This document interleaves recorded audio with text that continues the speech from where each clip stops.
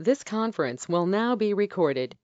All right, hello everybody and welcome to another class.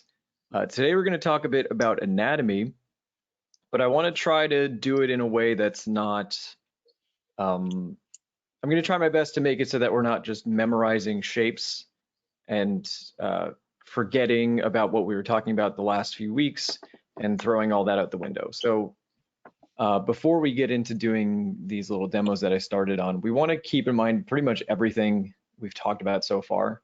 So you can see these are going to be anatomical drawings, but the way I started it is the same exact way I kind of started everything, right? Where we get that shoulder tilt, hip tilt, right? And our mannequin is really going to be the main thing. We will talk a bit about the skeleton today, although that is obviously connected to the mannequin. So we want to remember all these things, right? The muscles are not just arbitrary shapes, they are shapes that are here to help maneuver these forms, right? They're just elements that are, you could imagine those as the pulley system that's going to move these around. What do we get from learning anatomy, and what do we, what are the issues with it? So what we get from it is we're going to learn a little bit more about shape design, or where some of these shape design elements come from, because I think if you see how certain muscle groups fit together, how they act in relation to each other, it will start to change your view of them. And we'll talk about, how that shape design is affected by if a muscle is flexed, stretched, all that kind of stuff. So let's have a look. I'm going to start with the easy portion of this, which is, let's just start with understanding the concepts of how muscles are going to interact with stuff. So I'm going to draw the arm in side view, but I'm going to do it in a really kind of shitty way. If you don't mind turning off your microphone as well, because I hear you're clicking over there, and I don't think everybody wants to hear you clicking, no offense. As wonderful as those clicks are. Okay, so here's a really, really terrible hand, or arm rather. And I'm just drawing it as if it's the, stick figure. Like, remember in the first class, we talked about the skeletal gesture. So you can just imagine it that way. Okay. So what are the muscles going to do? They're going to attach at one point on a bone and then a second point, and they're going to help them maneuver. So I'm starting with the bicep and tricep. And we can talk about that in a second. Okay, so what does the bicep do? It attaches up in the upper arm and also in the shoulder socket, and then it attaches down on the forearm. And when that muscle is flexed,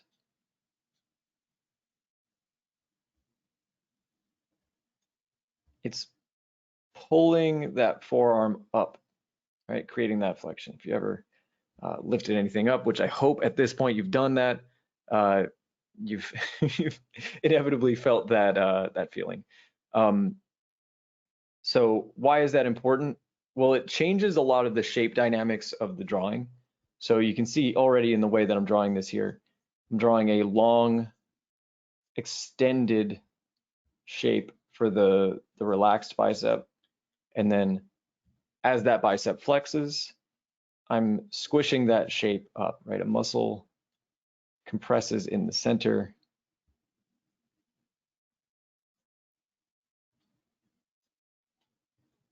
And that form is going to change.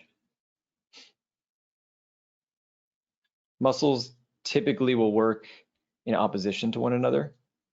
So what we're going to see here, when I add in the tricep, what is it doing? It's on the opposite side of the arm, and it's going to flex when the bicep is relaxed.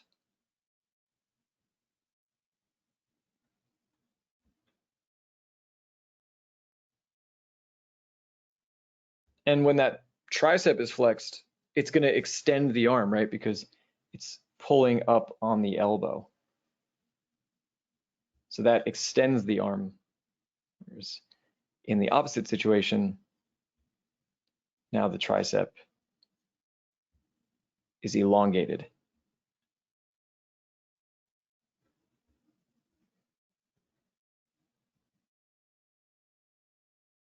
You can see it's kind of the same thing as the flour sack, right? We stretch one side, we compress the shape of the other. It's a really, really similar idea.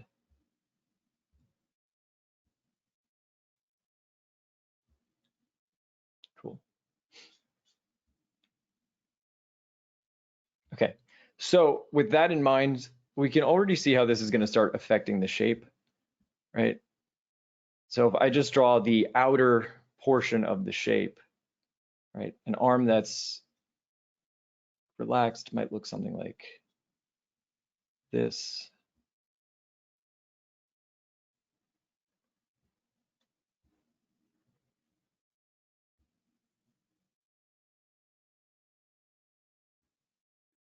And then when it's flexed, also it's not the greatest drawing, but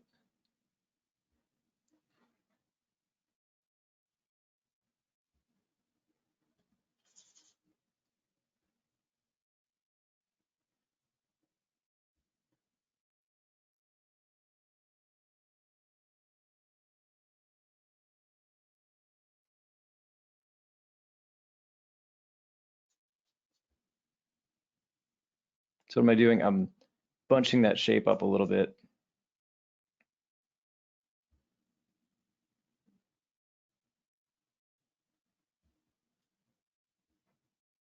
So on the side that's with the bicep that's flexing,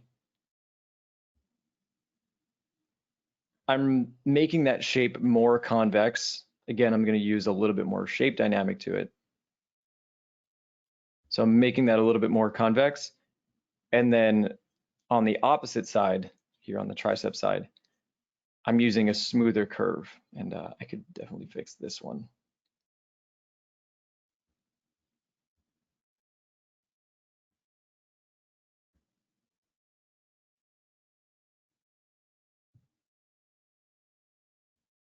Not the best relaxed arm there, but whatever. Point remains the same. So the idea here is muscles are going to pull in opposition to each other. They're always compressing, and the goal is to move bones around. Cool, cool, cool. So with that in mind, let's look at the main skeleton of the body, the main trunk. Then we'll move on to those limbs.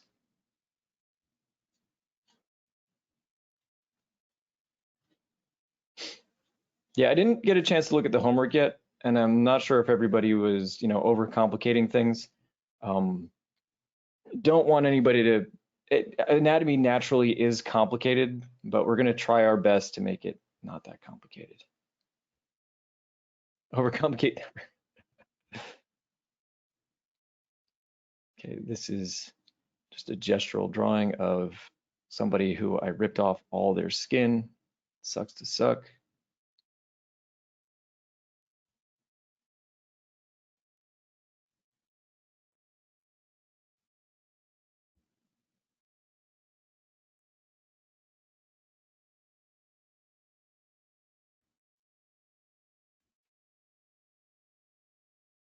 If you don't overcomplicate it, how can you appreciate the simplicity? That's a good point. It's a good point.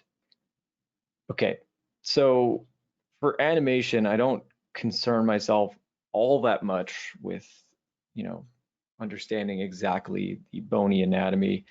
However, I think understanding the mobility of the trunk and the shoulder blades is pretty important. So we've got our spine here, our rib cage, pelvis, and we already did our sort of range of motion lesson, but now we can attach some muscles to dictate how that's happening. So I'm going to add in muscles called erector spinae. Don't worry so much about it. I'll pull up a reference really quick so you get a sense of what those muscles look like. It's a strong back. That's what we like to see. And those muscles are running along the back like this and attached down at the tailbone. What's happening? You can kind of see it over here. They overlap with the latissimus muscle. We'll talk about that in a second. But that muscle, the erector spinae, that's keeping your spine up. That's maintaining a large amount of support. That's what sort of, if you imagine this flexing, right, this muscle flexing, it's pulling the rib cage back. I'll draw this in side view.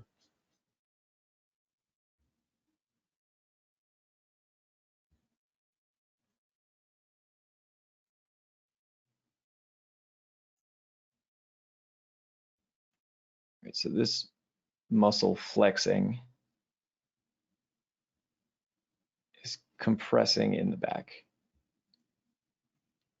It's not super important drawing wise. You're not really going to see it all that much. I wouldn't worry about it too much if, wouldn't lose any sleep over it. Okay. Other main muscle groups that are going to really dictate the movement of the spine are those external obliques that I talked about.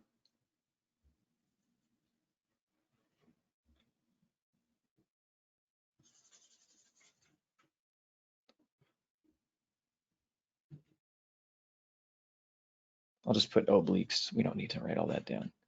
Okay, the oblique, what is that doing? Well, when that muscle, I mean, you can kind of guess, right? When that muscle flexes, it's compressing. And so what that's going to do is pull the rib cage to one side. It's bringing the ribs closer to the pelvis. You can probably also assume when one flexes, the other compresses. And in case it isn't obvious yet, every time we're doing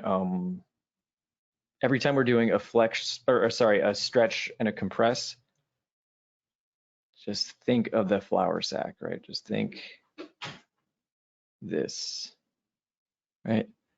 So in this drawing right now, we've got, let's see, the left external oblique would be stretched and this other one would be compressed. Cool. And already with just those two, we've got a large amount of movement of the spine. That's going to dictate a lot of the lateral rotation, the side to side movement, and those erector spinae muscles are going to, their relaxing and tension is going to pull the rib cage back and forth. Okay, what are the other ones that move the spine? Everybody's least favorite is the abdominal muscles.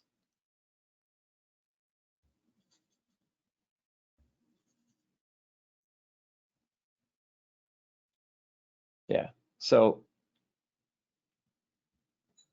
when the abs flex,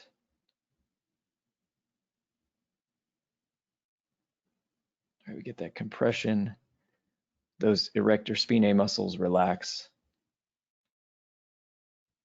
Right, we get stretch and compression. See how that keeps happening just everywhere those muscles are doing that. You see how I'm not being overly concerned about exactly where things are on the anatomy. I mean, if you want to get really particular about it, right? Those muscles are inserting on the like the external oblique, for example, is attaching to the pelvis, that wing of the pelvis, and the bottom part of the rib cage. So it gets really, really, a little bit more. There's more nuance to it, but that's a terrible little demo there.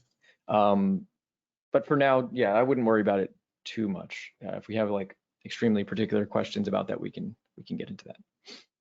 Okay.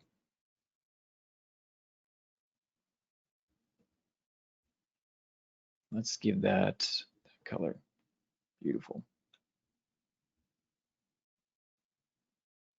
Okay, those three are enough to maneuver the body around. That's awesome. So that's pretty much what's controlling those. Um, let's draw those in some other forms or other directions.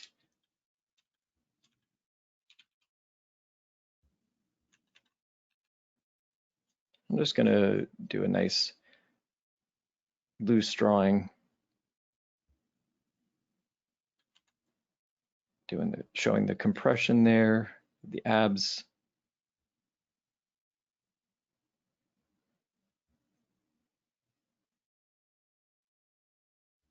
Right, not too concerned about the particular details. You can see I'm starting out with my almost like a flour sack mannequin, just drawing that compression over it.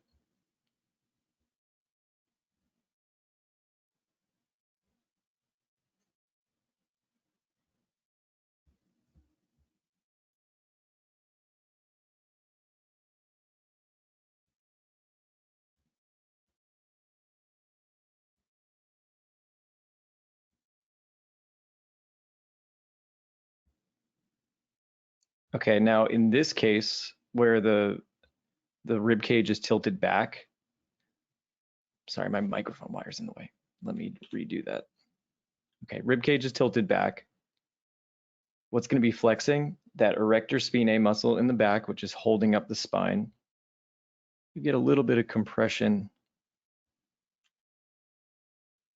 of those oblique muscles, and the abs are stretched out.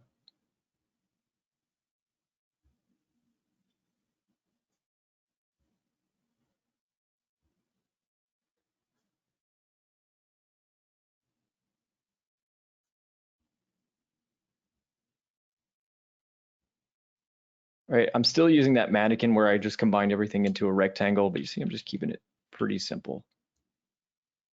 Can learn a little bit more about the nuances of that in a bit. So nice and simple. Cool.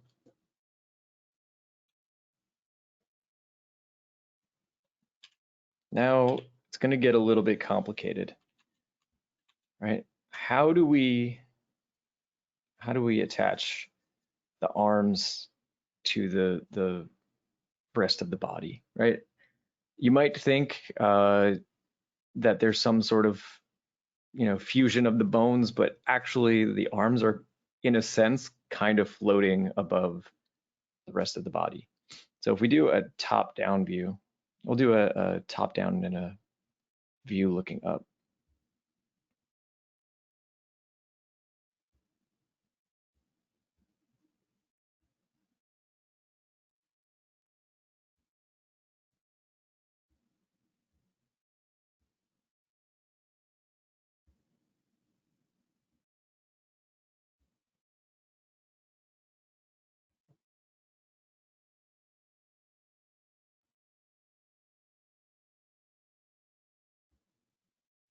Right? Even though we're doing anatomy, we're still working with simplified models. Otherwise, you'll lose your mind.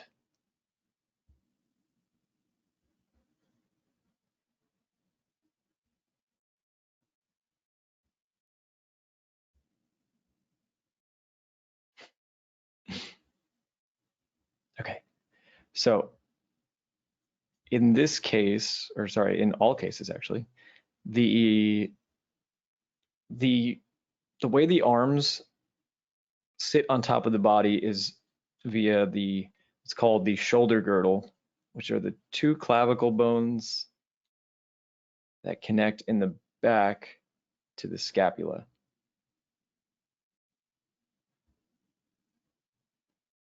We'll do a back view as well.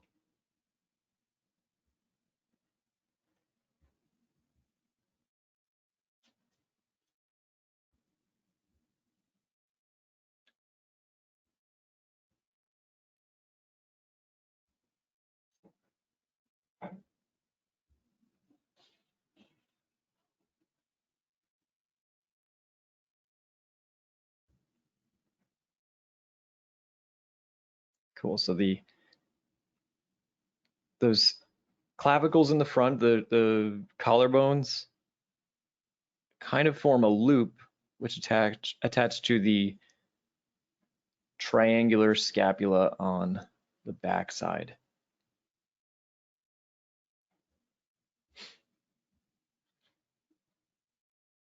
And that creates what's called the shoulder girdle. So essentially what that's doing is it's creating this loop that's very mobile around around the rib cage, so it can kind of freely move. And then from this shoulder girdle, we've got our arms that stick out. Again, see, I'm using nice representational lines. I'm not too concerned about the details right now.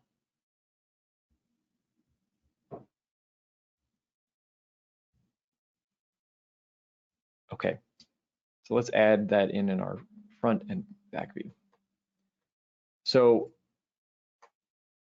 all these, the muscles that you see on the upper body, they're pretty much just trying to control these bones of the shoulder girdle. So I'll add that in here. And we'll draw this over the actual figure. I'll use 3D so that way it makes a little more sense.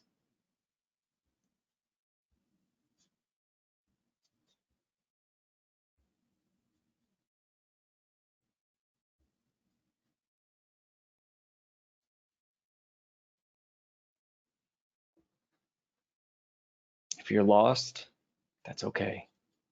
I'll try to get you unlost.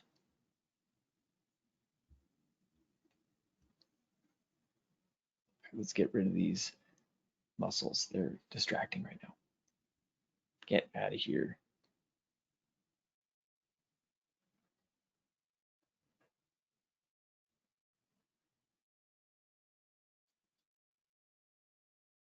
Please don't spend hours trying to draw the exact shape of bones.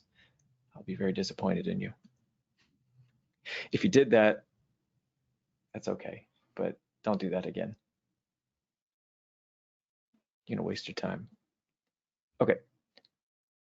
So first muscle we'll talk about is, we'll start with the pec, which attaches in part to the clavicle a little bit, the upper arm, and sits on top of the rib cage.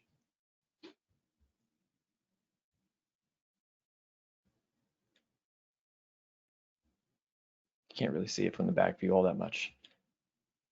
So in purple, that's going to be our pec, and what that's doing is it's bringing bringing the arms closer into the center, and yeah, basically just brings the arms back into center. Also does a little bit of pushing motion. So if you do go to the gym at all, just think of literally anything you do at the gym. And like if you're doing a pec workout, you kind of just like do either push-ups or you do bench press, that kind of stuff. That will help explain what these are doing. Cool. So the pec brings everything back to center.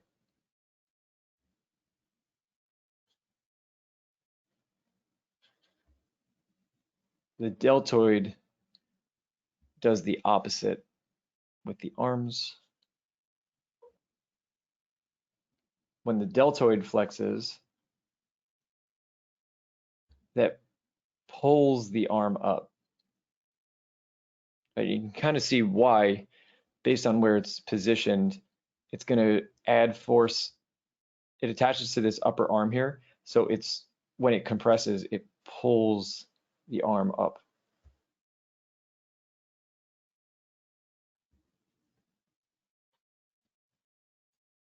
And it kind of sits on top of the scapula a little bit and sits on top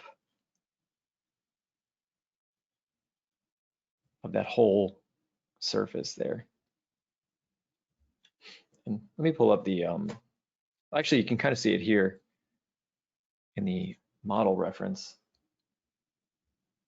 Let me get my 3D actually.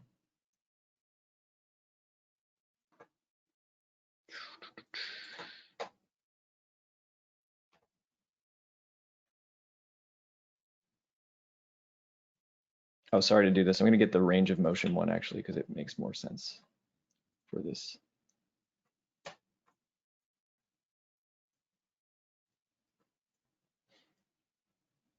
The best program for advanced viewing of nearly naked people.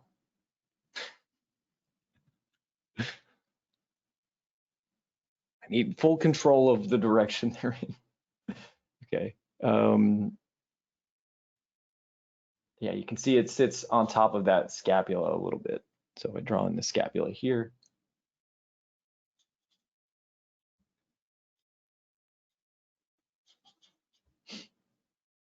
scapula are super important. You can already see when I do this, see that big shadow? It's like super big shadow right here. That's from that bone. That's like the major thing you're going to be seeing on the back. So very important.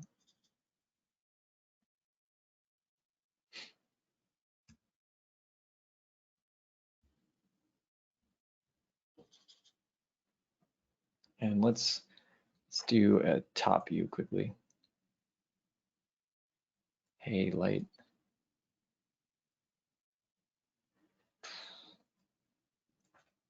Yeah, you can see it's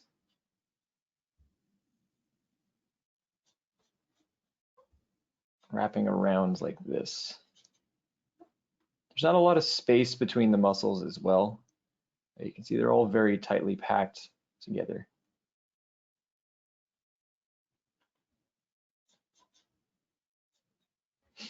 But keep in mind the functionality, right? It's pulling up on those shoulders. Okay. Other one that's going to affect the shoulders. The tight packing has made it difficult, particularly in the legs. Yeah, it can get really challenging, but we're going to really, really simplify down the legs a lot.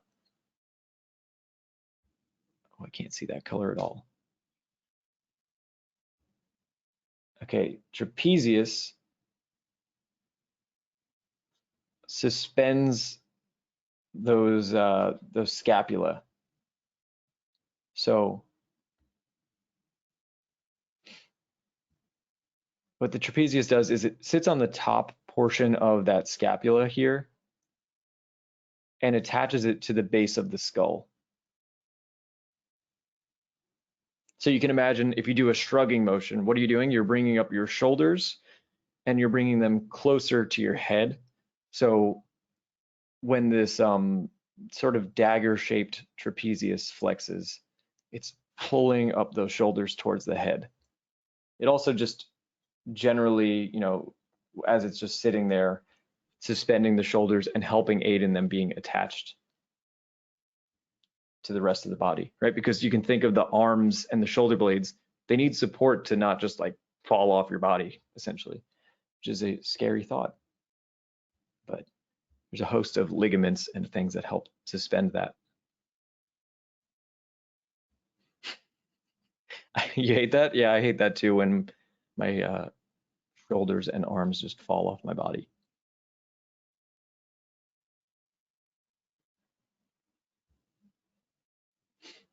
Okay. Now, I don't know if you guys there was homework. Hope you guys looked at some of these muscles. I feel like these ones are somewhat commonly known. So I don't want to overwhelm everybody with names, but there is something that I want to talk about and why it's in drawing it's so important, which is this overlapping of forms is really, really incredibly useful for figuring out how lines overlap when you're drawing. So for example, let's see what's a good example here. We'll do a quick drawing of an arm. Right now, we'll just simplify the arm to cylinder. The deltoid is going to be flexed. Now, here's our delt. Here's the pec. From this angle, we should be able to see the trapezius, but it's kind of overlapped. So by knowing which muscle comes in front, that helps us just get a sense of where our lines should be flowing into other lines. All right, also gives us some understanding as to what is all this internal line work, right? One of the things that I see often that kind of cues me in that somebody is not too familiar with the anatomy is they'll draw the shape of an arm or something and then look at all these lines. None of them go inside the silhouette, right? But all those lines help indicate the functionality of what's going on there. Why is that the case? That wasn't a rhetorical, or that it was a rhetorical question. I'll answer it in a second. So let me give you a little example.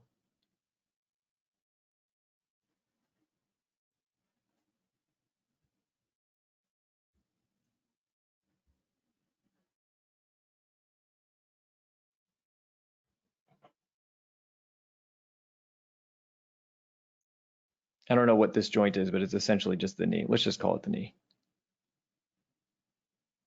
Okay, so what happens here, let me actually just draw the knee, make that easier.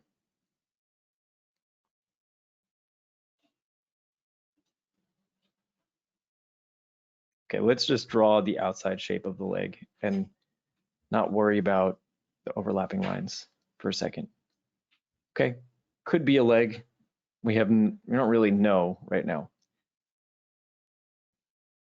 But what happens is the tendons of these hamstrings muscles actually go, or sorry, the calf muscle actually goes in between the hamstrings muscles. So from another angle,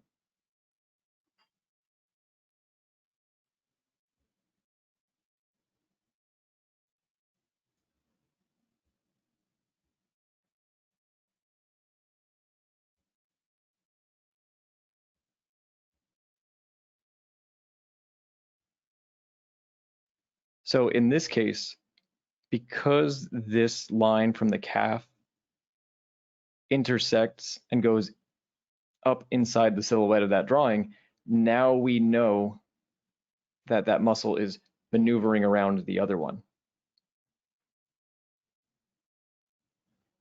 So it's one of those things that kind of, you'll see artists allude to it. Rather than drawing all these wrapping lines, they'll just have a much simpler silhouette, but those lines will go inside each other. So a way you could simplify that just for practical drawing.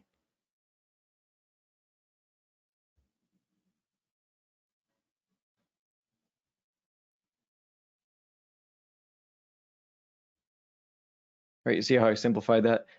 This line ends here, and then the other goes inside the silhouette. And I add just a subtle little dash for the indication of that tendon. So that's happening all over the body. It's one of the key differences between a drawing that kind of looks like shit and a drawing that doesn't. At least that's one of my key differences, is capturing that overlap. All right, where else are we getting overlap? Let's see. You can actually get it within the muscle itself as well. On people that are particularly shredded with their muscular anatomy and they just have like no fucking body fat, you get an effect that looks sort of like this, where the tendon of the muscle will overlap. So you can see that here in the way I'm drawing this pec, this shape overlaps and even creates a little shadow on the body of the muscle.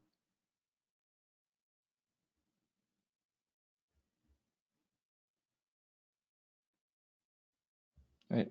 And that's something you might not notice if you are unfamiliar, or you might notice it, but then just not know how to indicate it.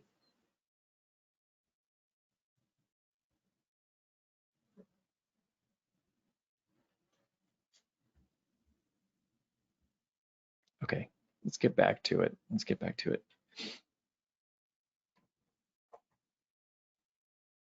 Cool. So we're talking about pecs, everybody's favorite. Let's start to indicate some of those abdominals in there. Actually, we'll keep that one. Also, any questions so far? I know I just threw a shit ton of information at everybody. Question. So for the just because I was labeling some of the stuff for the what do you call it? For the diagrams and the two skeleton people, Mhm. um, what were the labels for some of them just to like for my brain There to was like the erector spinae muscles, which are those, it's like a giant tube on the back. Yeah, on the back that basically holds the spine upright. okay, and And then the then obliques are like the ones in the bottom near like the pelvis, I think. exactly, they attach to the bottom portion of the rib cage and the top or the wing of the pelvis. Okay, and then what would be the so for like the arms, kind of like the would those be just the shoulder blades, or am I Those tripping? were the, so for the arms, it's, you have the clavicles, which Okay. add support in the front here. Let's look at the 3D model for a moment. I'll maneuver this around so it makes a little bit more sense. Yeah, so we have that shoulder girdle that we were talking about, and the way that's formed is we've got our shoulder blades, or sorry, our clavicles here in the front, and then they meet up with the scapula on the back.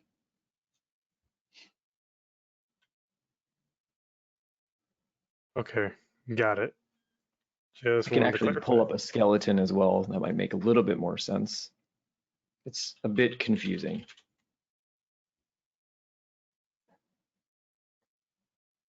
Does the overlap kind of help with the three dimensionality of the drawing It, too? 100%. The overlap is one of the main features of, like, if you think about creating depth and perspective in drawing, overlap is one of the main tools you have to do that. Here's a really crappy looking 3D render of this skeleton.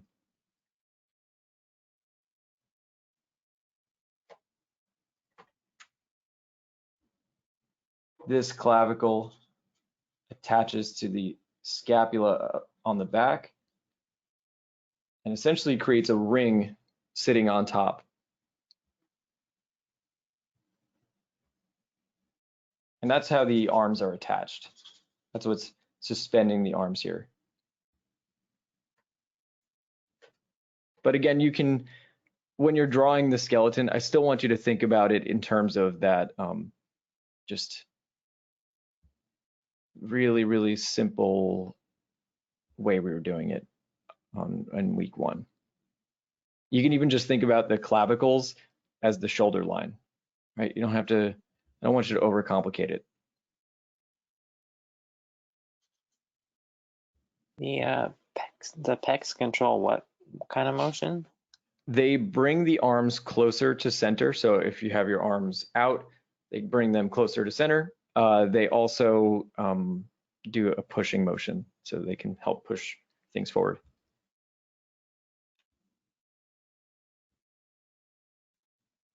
All right, so here in pink, I'm essentially gonna draw the bones.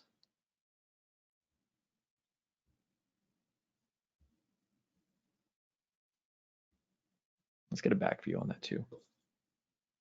Get out of here.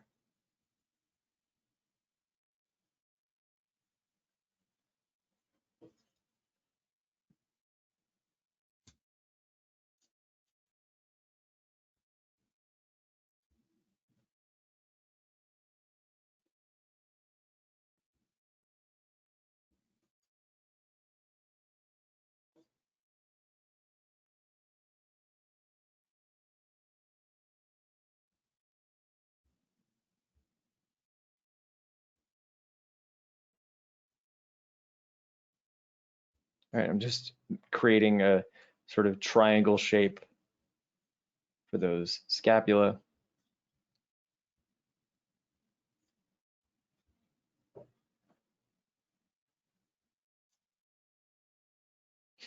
For the pelvis, keep it easy. Think of something like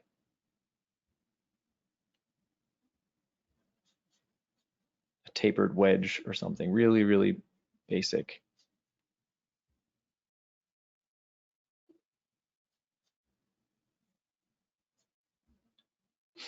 Right, we don't really need those bones to look totally accurate in terms of their shape. We just need them to understand what is moving.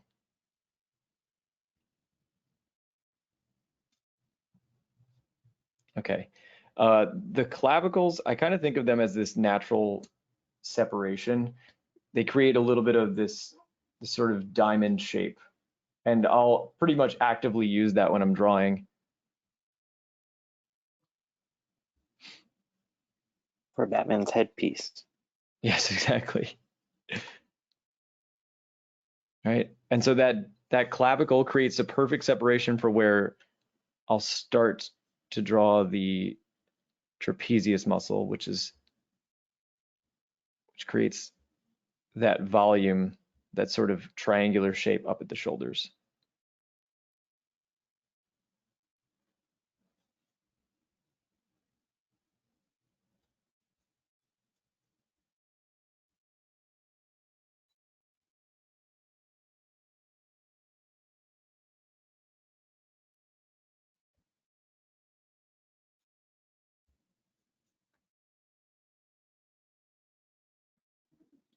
That's a terrible lat.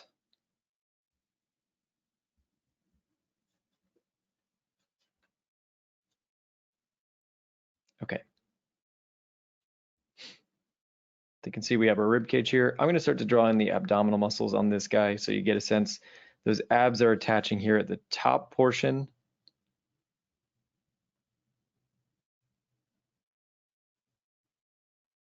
And they go down towards the pelvis.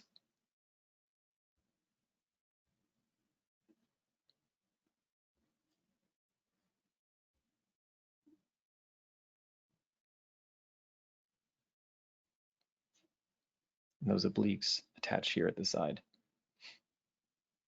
Okay, I'm going to get rid of all this in a second, and then we'll do a little drawings over the models. So if you want to do a quick snapshot of that.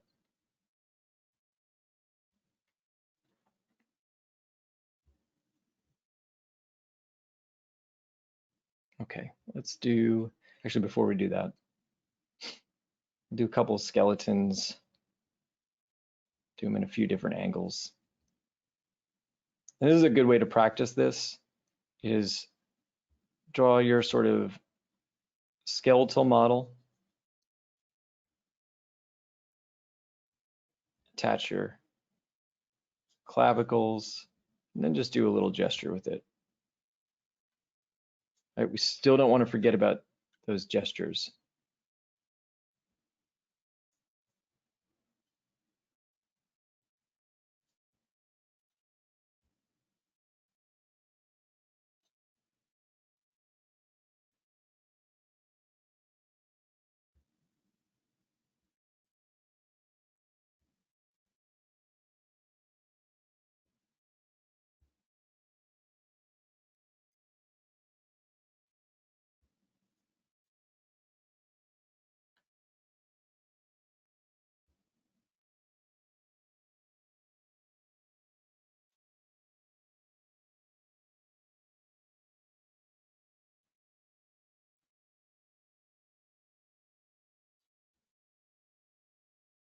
Okay, so I'm just gonna drew those in. I'm gonna draw the muscles over that.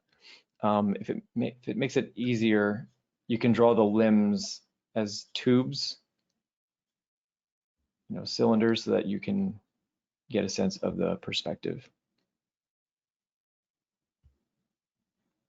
Okay, and for now, we can keep it simple. We don't need too much volume. I'm just gonna sort of indicate the shapes of those muscles.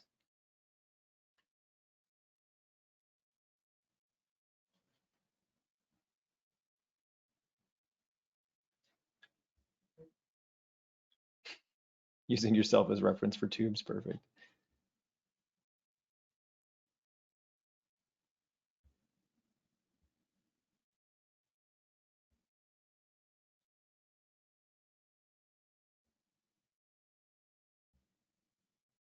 One thing I don't like about drawing this way is that my proportions tend to get real wonky.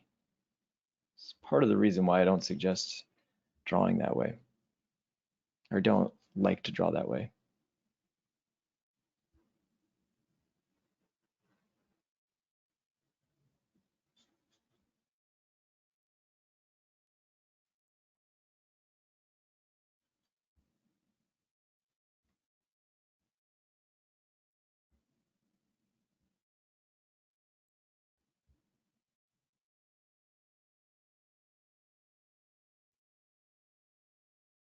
All right.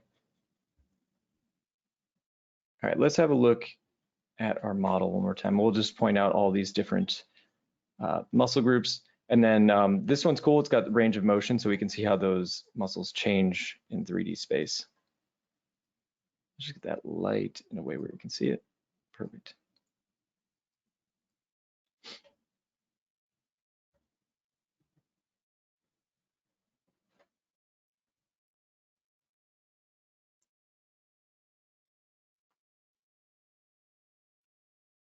Right, you can see as those arms go up, they're getting further away from the body. That pec stretches out. That deltoid is flexing.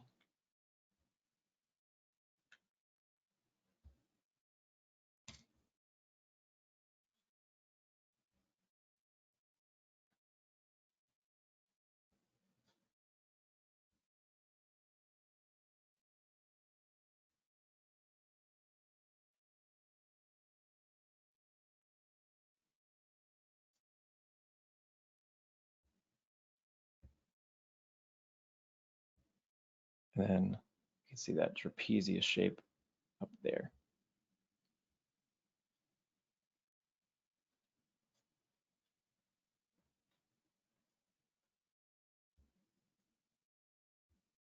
Cool. So when you're doing, when you're doing anatomy, this is a perfect model for it, or this app, because you can see how those muscles are changing in space and get a sense of how they change or how they're being used to maneuver body parts.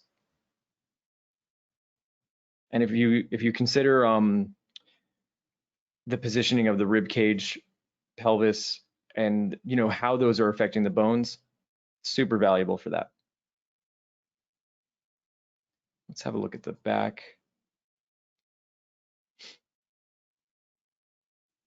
And let's quickly draw in rib cage.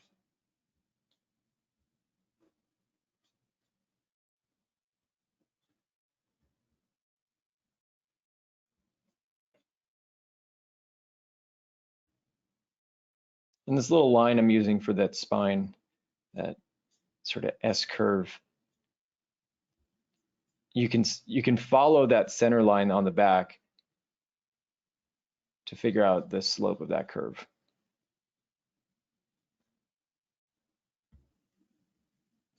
All right, cool. Now, one thing that's going to happen is as the arms go up,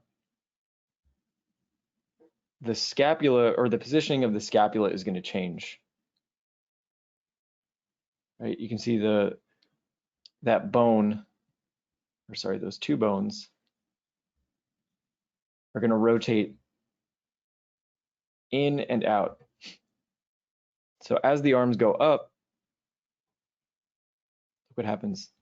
That bone externally rotates from the bottom to help elevate the position of the arms.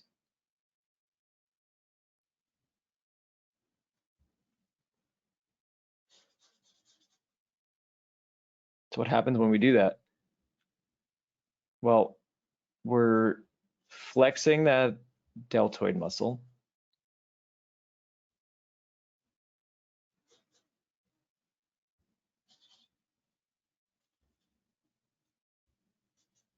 Here's our bony anatomy.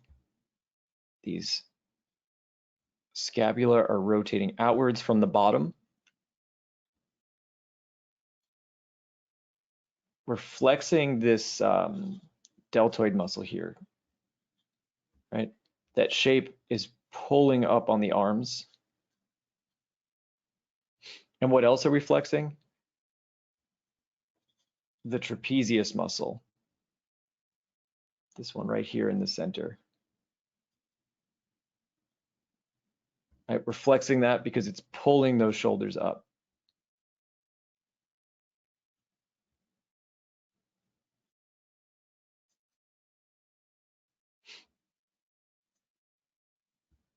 Cool. All right, I know that's a lot, but again, just think about positioning of the bones, and how this shoulder girdle is really the main thing that's going to be moving around. So you can see those, again, those scapula rotating in and out. Cool. Is scapula, James, like where's the rotation point for that? In the middle? What do you mean the rotation point? Do you mean like? You see it rotates outward from like a relaxed position, and then when you raise your arms, it rotates from the middle part, right? It kind of rotates from the bottom. So I'd say it's like axis of rotation is it the outside of that scapula is going to rotate more. I think that's kind of what you're asking. Yeah. Yeah. So those are, again, floating above the rib cage. They are attached with ligaments, but for all intents and purposes, they're floating.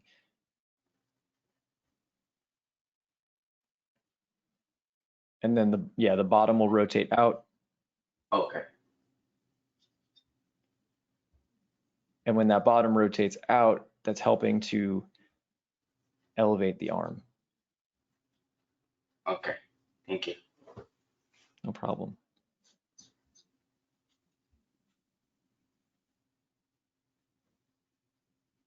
Cool. All right. So we talked about anatomy, or sorry, the muscles and how they're pulling on these things. So what's bringing those scapula and arms back down? That's a big muscle that takes up a majority of the back, known as the latissimus dorsi. And it's a majority, makes the back easier to draw, right? It's mostly this muscle. You can still see the elevation of the scapula. There are some more nuances in terms of rhomboids and that kind of shit, but let's not talk about that right now. I don't want to get there yet.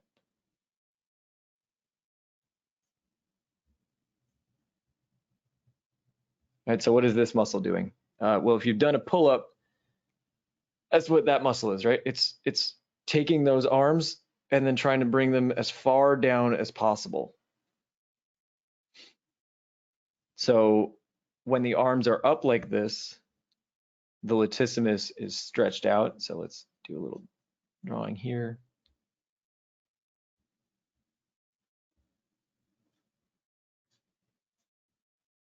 Have the arms up.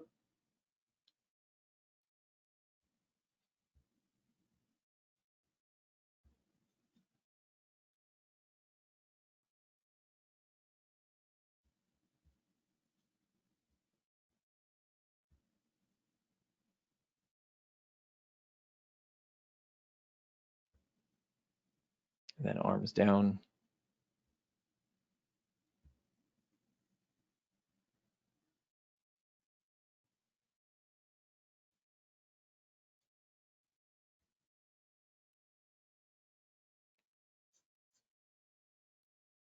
And when your arms are up, that muscle is completely stretched. And then when you bring your arms down, let's get a color that you can actually see. You bring your arms down, that muscle flexes. So if we play this out,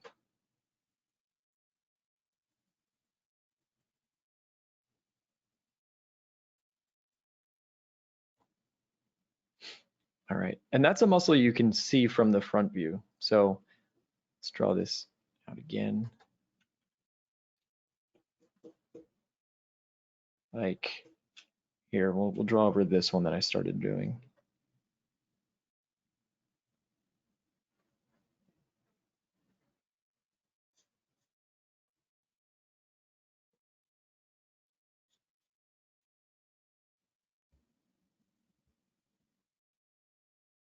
You can see that lat even from the front.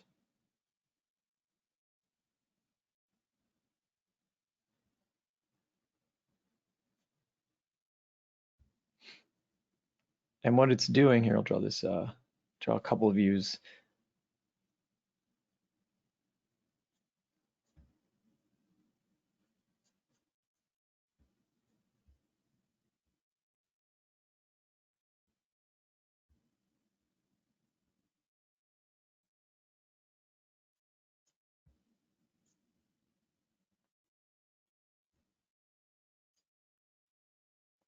So because the lat attaches here on the upper arm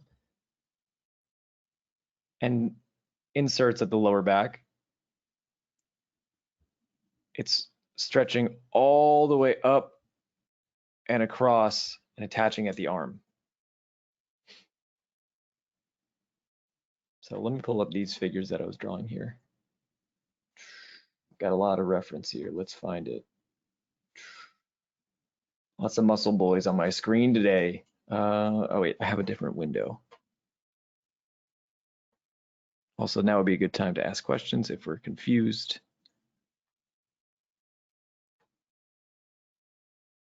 Here we go.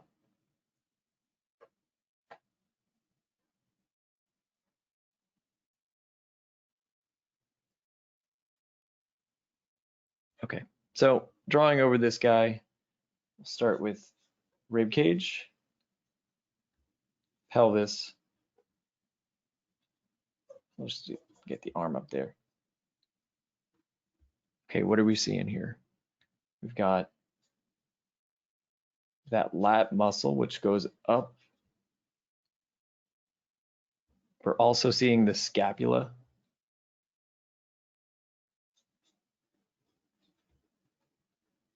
And that deltoid muscle sitting on top.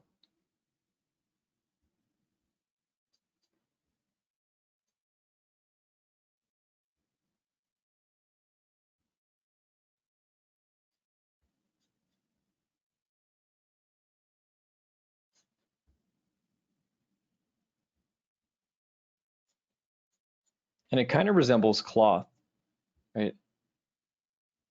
As that arm goes up, everything, it's almost the same as the twisting motion with the flour sack, right?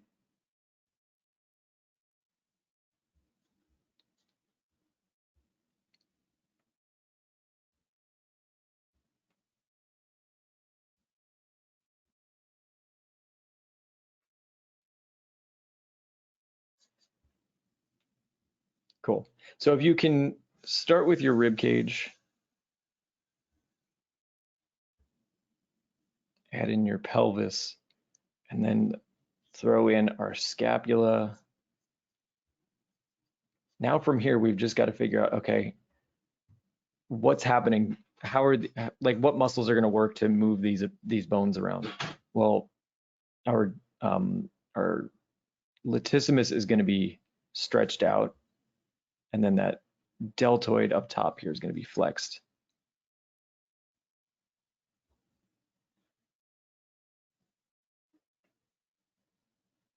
And the pec is also going to be flexed.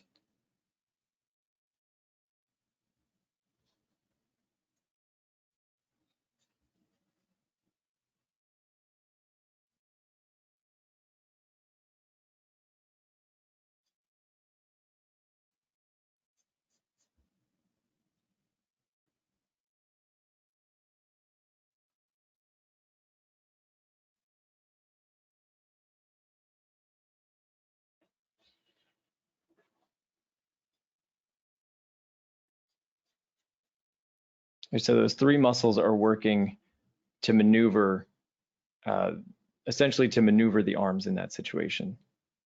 Let's do another view of that. It's a complicated area.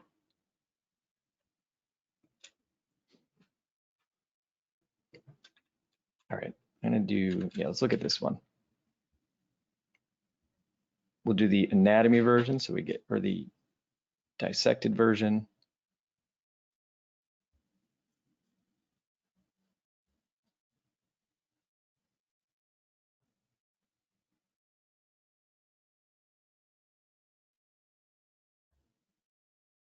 Okay, the arms are up, so that means the clavicles are going up and the scapula is out on the sides.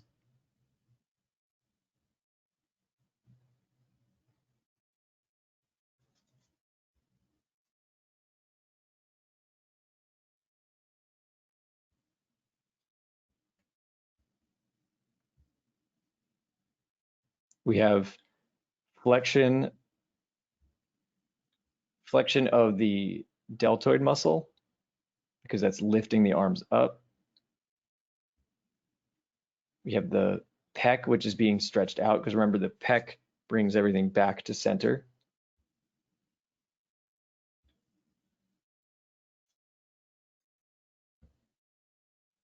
Then this shape right here,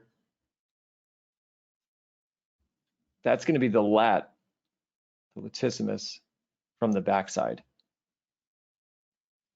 And just because he's jacked, it looks a little bit like it's flexed, but it's really not. It's just he's just shredded.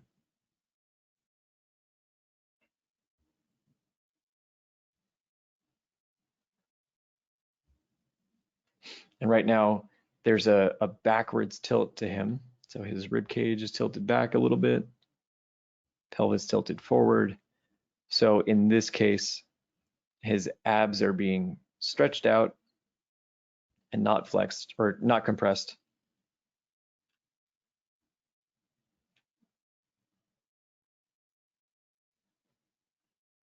You can see a little bit of that external oblique and the abs being stretched out.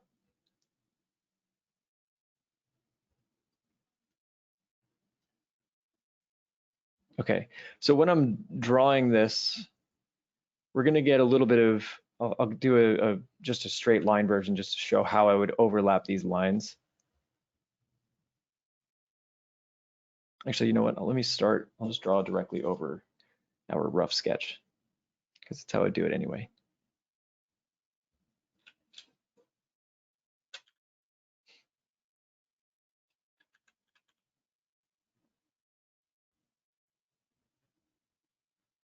All right, I'm going to draw the arm just as a tube for now. And just imagine this as the bone, a really, really thick bone. But look how the scapula, or sorry, the deltoid muscle goes on top of that. It's wrapping up and over.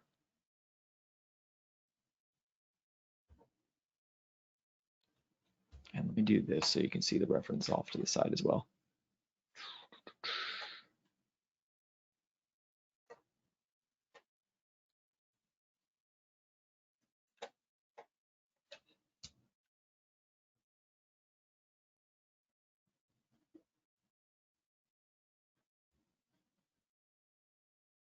Okay, we're seeing the rib cage as well, right? There's this separation between the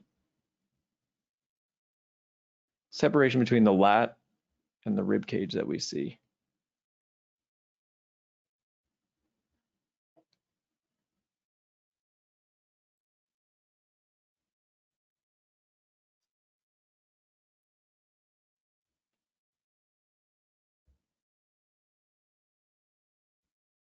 So there's this round mass here, and then you see that lat, which is going up, actually comes from the back of the body and reaches up front.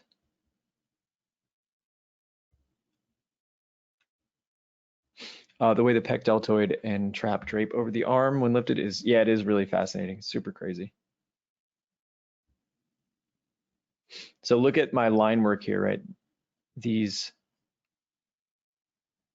The pec and the deltoid, they kind of just form one shape, right? It doesn't really even need to change all that much. But this line overlaps and goes on top of the arm. Here, the lat muscle goes up and over the arm.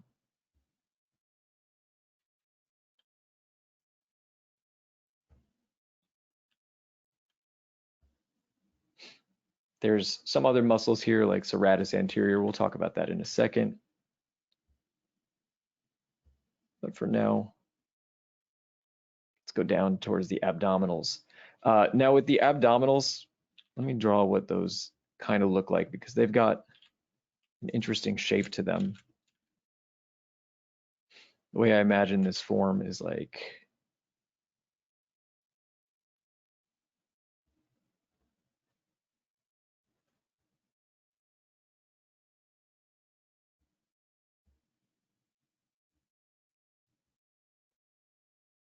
Hey James, Mhm. for the test, when for the particular drawing that you're doing, like would you draw the bottom of the chest or the pecs or no?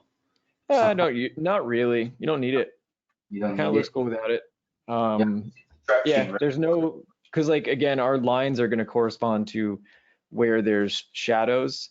Yeah. You Oh, could do it sometimes. I'll indicate it a little bit, but I think in this case, it mhm. emphasizes the fact that they're stretched to not have any lines there. I see, I see. Yeah, okay. I'm often drawing that line no matter what. So like now I should be thinking like what the post is doing to indicate whether or not I'm drawing certain lines for the anatomy, right? Yeah, I mean, people have different ways of approaching it, right? Mhm. Some people will draw that line no matter what and make it look cool. So I don't want to tell you not to do something that ends up looking good. That's why I kind of gave you an answer of like, yeah, I'm not entirely sure what I would do in this case. Mhm. Sounds good. Thanks. Yeah, no problem. All right, let's talk about the form of the rib cage, or sorry, of the abs. This is the general idea. Think of it, you could start with like an elongated rectangle that kind of goes down to a point.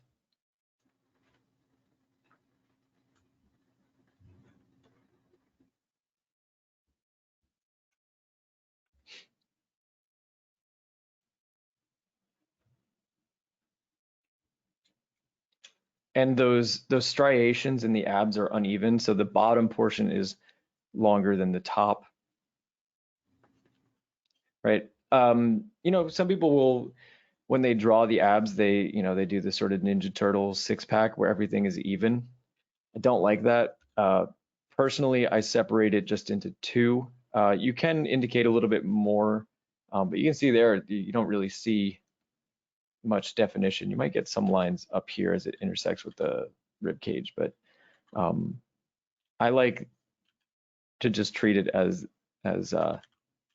this curve.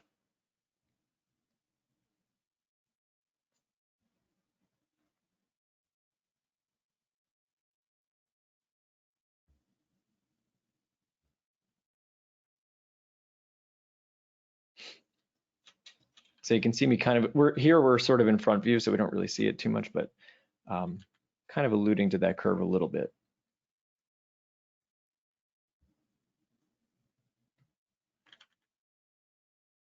There's the dingle.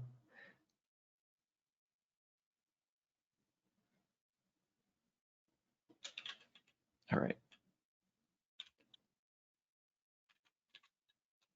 Let's get another view where we can see some of these things. Okay, yeah, there we go. We'll do a front view, and I'll walk through. I guess got a funny face. Let's start with the loose gestural part. Oops. James, do you have advice for indicating like individual abs without making it look weird? Use a very light line weight. Don't overdo it.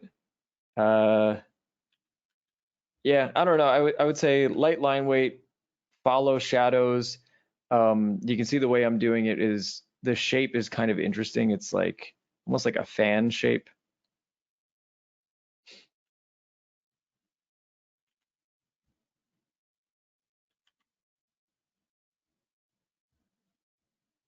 It's kind of the shape I use, right? I would study some abdominal muscles. This guy's kind of do look a little bit more like a Ninja Turtle kind of abs. Let's draw these two, and then we'll point out what we're doing as we're indicating it. Got it. Thanks. Cool, no problem. All right, so we'll start with, we're just doing the torso for now. So again, gesture always first. Remember all the lessons we did so far.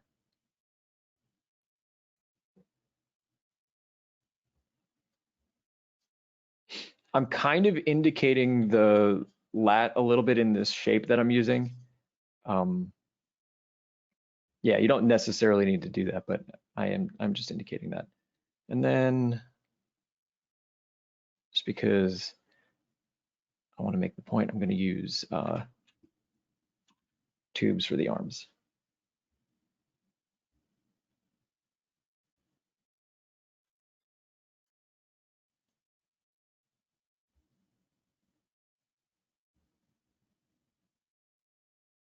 Okay, I'll generally draw the clavicle line.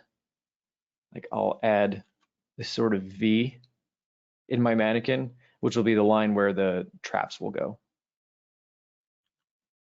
Okay, now from here we could go into our final line work and just draw directly over that, which yeah, we could do that. Since we're just working on the torso for now. Okay, so we've got same sort of thing with the pec where that shape is going up and it's stretched out. We see a little bit more of the bottom because this guy's, I guess, a little bit more defined or something.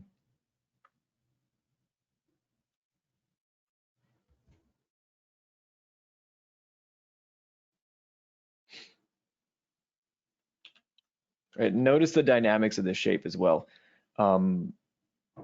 It's almost like a rhomboid, and then we see that line coming off for the tendon. And in this case, there's not really any separation between the delt and the pec, right? Sometimes it's important to learn where to omit lines, but we can show one area of separation, which is this line can overlap, right? We can add a little bit of overlap there. And both of those are going to overlap the latissimus muscle behind it.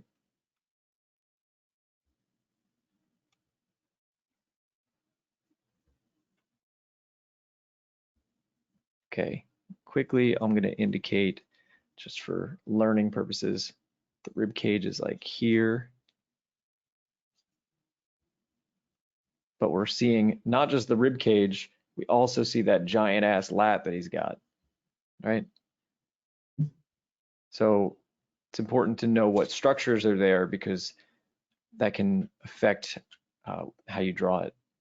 You know, you might want to just indicate a little bit of some light line work for the rib cage, but then the silhouette is dictated by that lat. So I'm going to use stronger line weight there.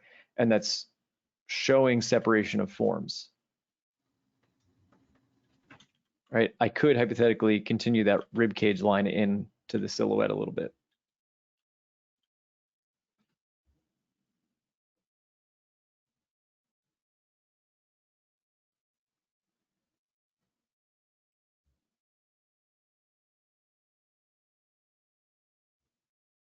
And now look, we'll get this, throw in that tube for the arm so we can see the overlap there, right? Arms going down, deltoid muscle is resting on top of it. Same on this side.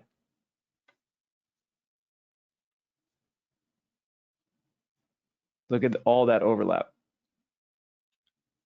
Got deltoid, and the arm is underneath that, and then this lat is making a junction with it. It kind of just like intersects like this.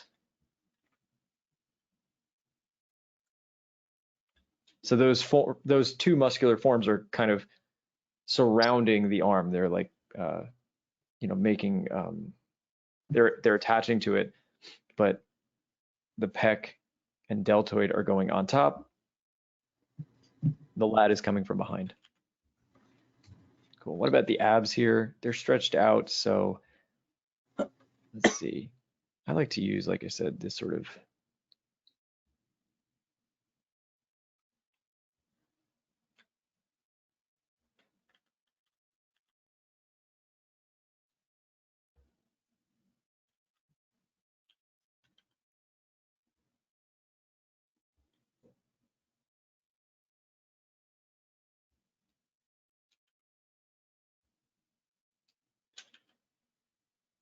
thoughts on abs being a kitty face.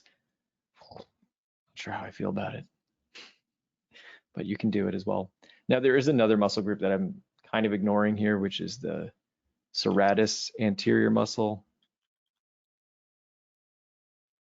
which is this guy.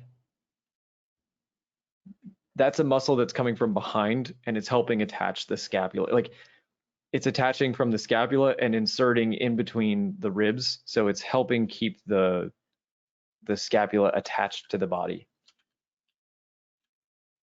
So we can indicate those a little bit as well. But I would use, delicate line weight for those.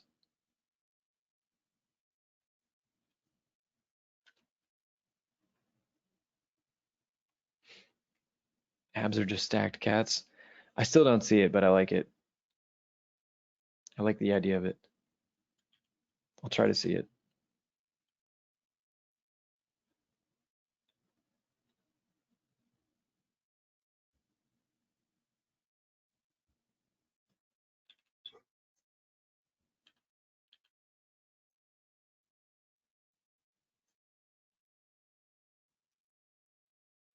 Okay. Let's do the other one. Do you have any questions?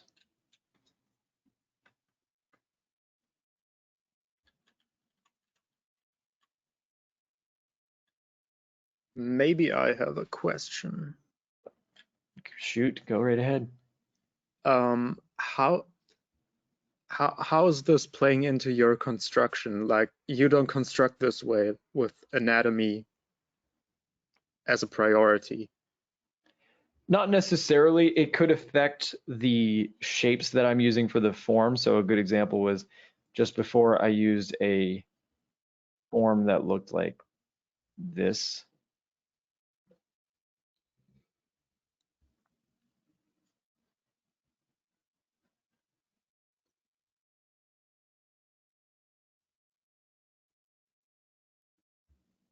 Right, and this form, here I'll add some ellipses on the side, kind of accounts for the latissimus dorsi there, right? Mm-hmm. So there's a little bit of anatomy included.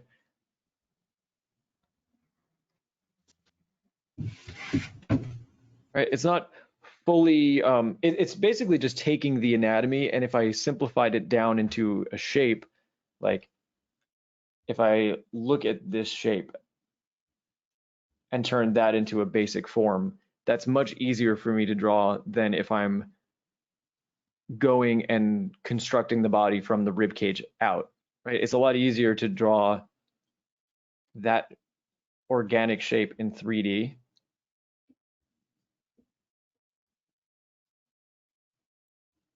As I fuck it up, than it is for me to draw a rib cage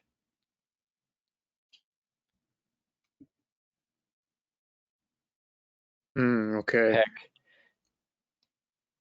lat, and then pray that it ends up as the correct shape.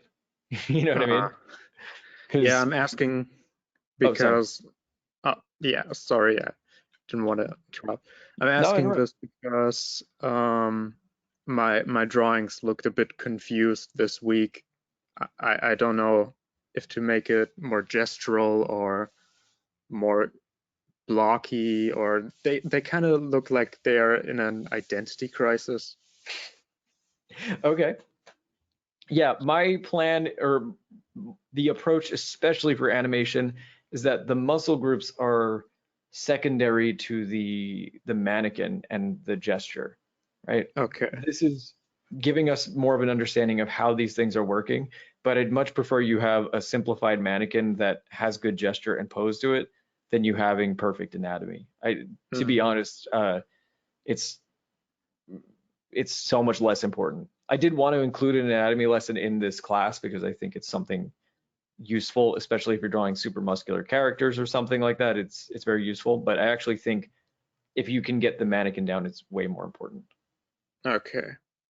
Yeah, so I wouldn't have too much of an identity crisis with it, but it's still something you want to focus on or something you still want to learn because it is a useful skill to have. Okay. Yeah. So hopefully that quells that identity crisis a little bit. Yeah, maybe.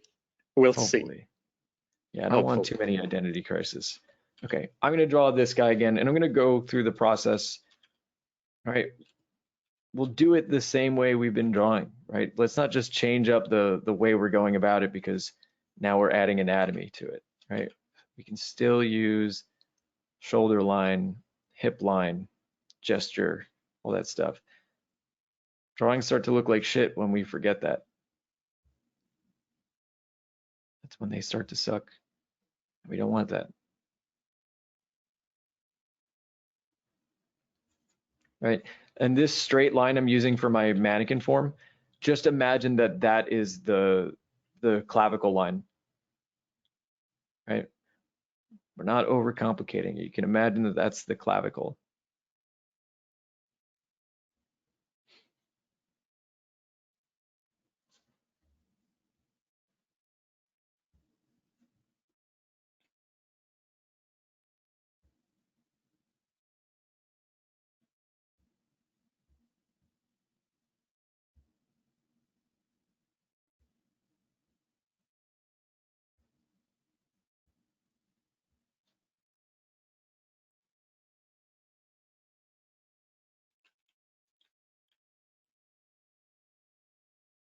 I'm going super loose and gestural. We'll do a back view after this one. I did enough front views. Okay, and I'll use a cylinder for the neck right now.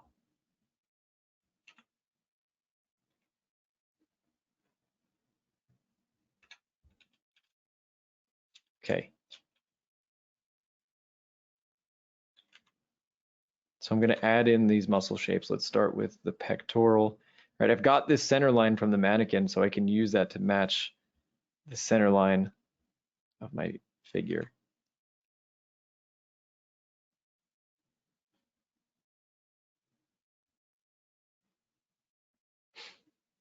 Now, where do we get overlaps? Let's see.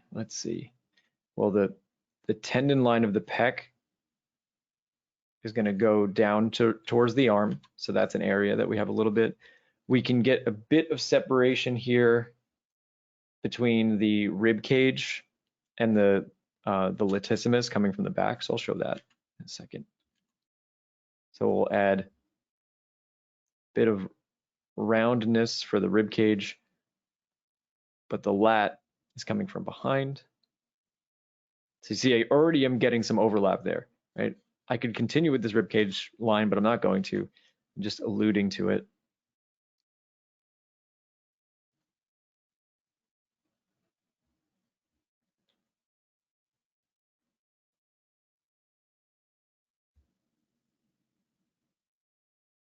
Right, and even the way I'm drawing these arms, realistically, I would just use a mannequin form, kind of like this.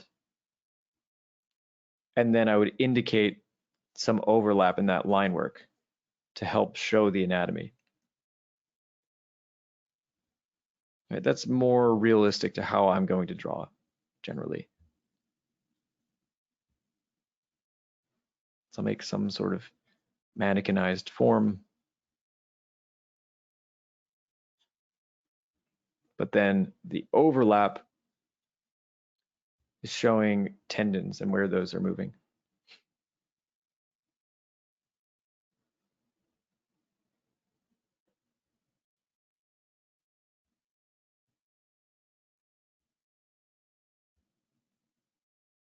And we barely see the external obliques, right? But I indicate a little bit of a line that goes down towards the crotch region. That's helping indicate some of those. Oh, another tip for the abs, by the way, is just indicate the underside of them. Don't indicate both sides. That's the big one.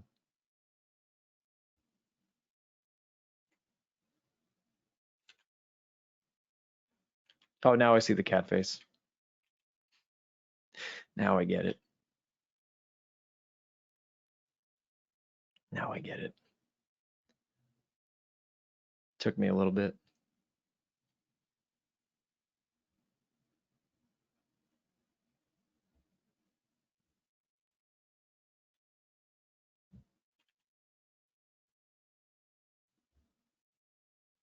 Okay, what about here? Last time we talked a little bit about those sternocleidomastoids. I didn't really indicate or talk about it too much, but again, look how it's showing up. We have this trapezius shape, which is on top of the shoulders. And then that line is going inside the silhouette.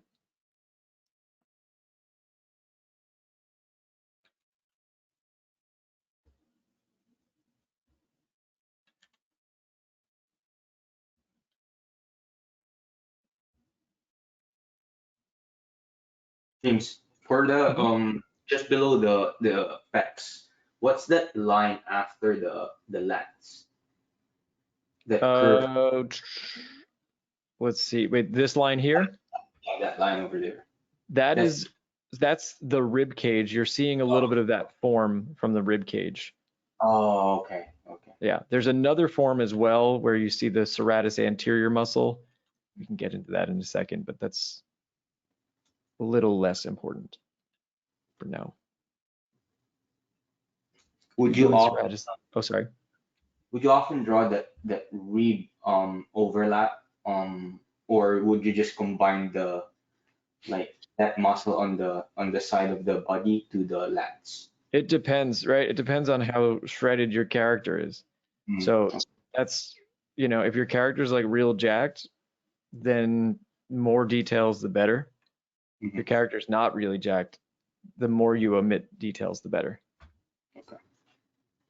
So that's one of the crucial things about learning anatomy is learning what things to omit, what things to include.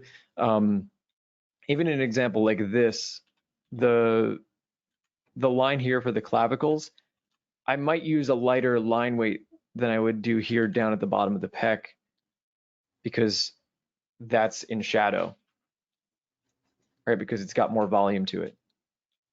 Our forearm's supposed to be a nightmare. They will be. We'll get to that in a bit. But does this process make a little bit of sense, right? I'm starting with our sort of abstract form and then building up from that as opposed to the other way around, right? Because then we can keep our shapes intact. We're not so focused on the muscles that we're not paying attention to shape. What's that form in his armpit, that little overlap that exists? Is that anything? So there's a tendon from the pectoral muscle. Then this in blue is the rib cage. Oh, in the photo, in the reference. So it seems like it's behind the pec. This? Like the pec's overlapping it. Yeah. Wait, this right here? Yeah. I think he's just got a weird tendon. Okay. It's just like, yeah, it's just a little, that's the tendon. It's just like kind of weird. Okay. We call that janky tendon. No, that's not true. We don't call it that. Is that the medical term? Yeah, that's the medical term, is janky tendon. Right, I don't want to get too into the nuances of this just yet because I've got things I want to talk about, but we should look at the back view.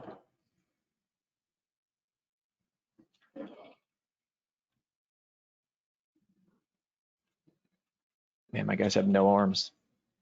Okay, get a back view. Maybe not that one. What's a better back view? Yeah, that's a good one.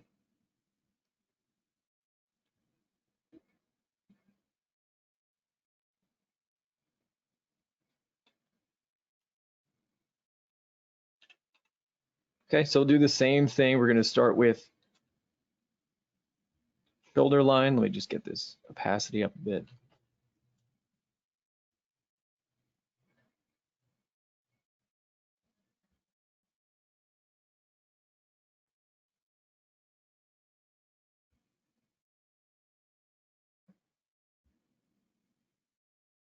And what's happening here, right? We've already got that twisting of the forms. So you're going to see this center line shift. Look how loose and gestural, not too concerned about it being perfect. So then twist is primarily the obliques and lats? In this case, let's see, the twisting, yeah, that will be the obliques are going to be creating that twist. And then you're getting a little twist on the latissimus, like you can see it there, but that's just because it's getting stretched out.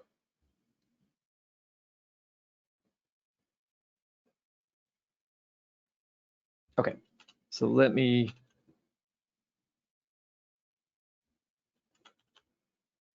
think back to our flour sack.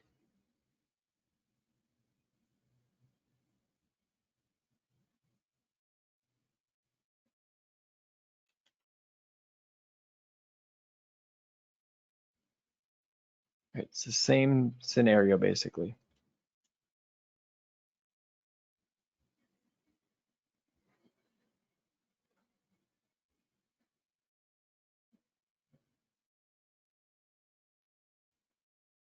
Okay, there's his ribs. There's pelvis. But even still, I'm kind of thinking about it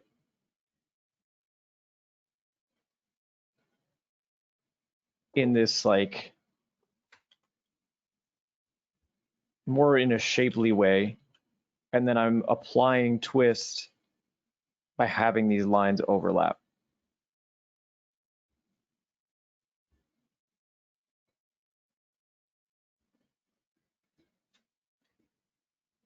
All right, what do we see here? The main thing that we're going to see is the scapula, which let me actually draw this over the model for a second. We see the scapula, do our bad version. We've got a pinching of the lats, or sorry, a pinching of the trapezius here, and our lat muscle going up to the arm. So those are just, I know it sounds more complicated, but it's just those three things. It's scapula position, the trapezius, and the lats, and that's pretty much all the anatomy I want you to think about in this spot.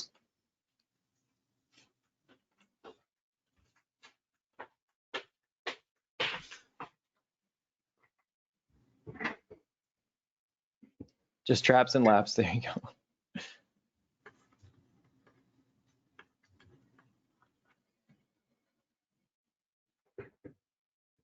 How do I indicate that that scapula? I can just indicate a singular line. I don't even need to draw all the details for that. The center line of the back is going to help sell that twisting, right? Because you can see how it goes down diagonally. We can simplify that a little bit, right? I'm turning that into two edges basically.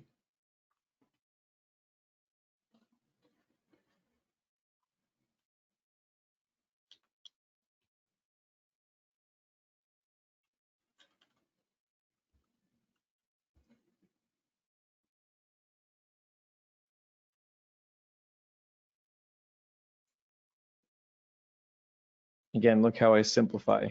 So on this side, just two edges. on the left side, also 2 edges, but we've got overlap from the latissimus, and then the oblique is going in front. Or you could just think of that as the abs, the front of the body.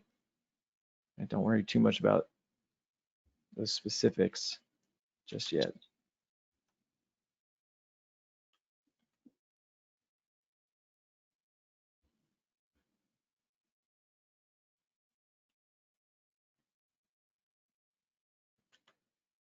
And now that form of the deltoid does overlap like this, but it's not so pronounced there in the front or in this view, right? So maybe we might want to be a little more delicate with that, right? Rather than just outlining it in an insane amount, maybe we'll just outline some of that shape.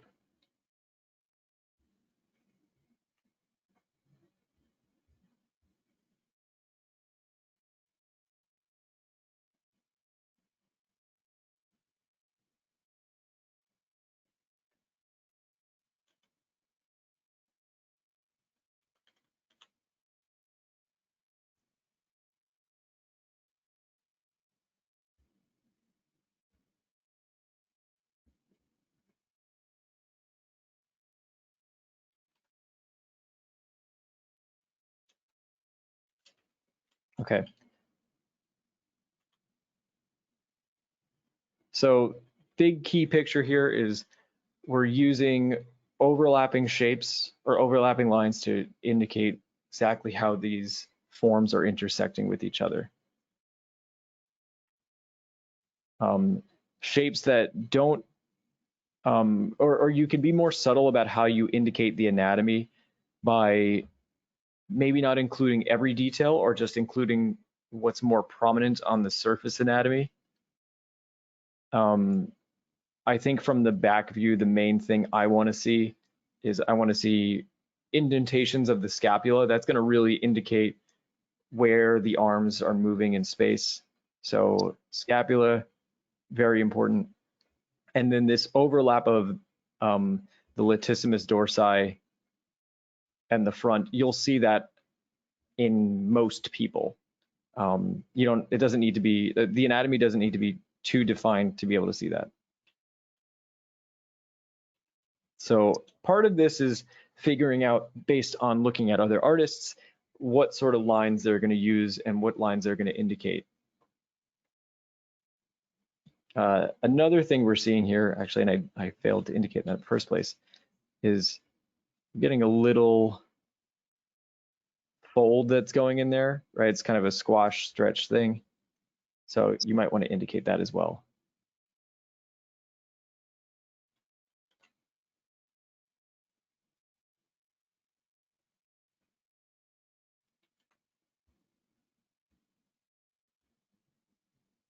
Okay. Questions so far? We did a lot of stuff here. And I know I left out some information, but we will try to hit everything. If anatomy is so confusing, I want to really impress this idea upon you that like the main goal is just to get the figure to feel good in your mannequin and your gesture, and then the anatomy is mostly going to focus on a lot of that internal line work. It's going to help you figure out overlapping of shapes and lines, and then shape design in terms of which muscles are flexed or stretched. And a lot of that will come from just drawing from reference, right? Like you can outline the shapes all you want, but a lot of times you need to just sit there, practice it, practice getting rid of information, practice drawing out all the information. But look at artists that you're a fan of and see how they simplify that information. And yes, I am saying that you've got to draw. It's a crazy concept. One of those crazier concepts. It's a lot of things. Okay. After that, all that info, we can try to move on to arm anatomy, and then we'll do leg anatomy. I know I'm sandwiching a lot of information in, so I do apologize. I'm gonna try to get through it. I'm not You sure think like this is how hard? It's hard relevant for me this too. But What's up?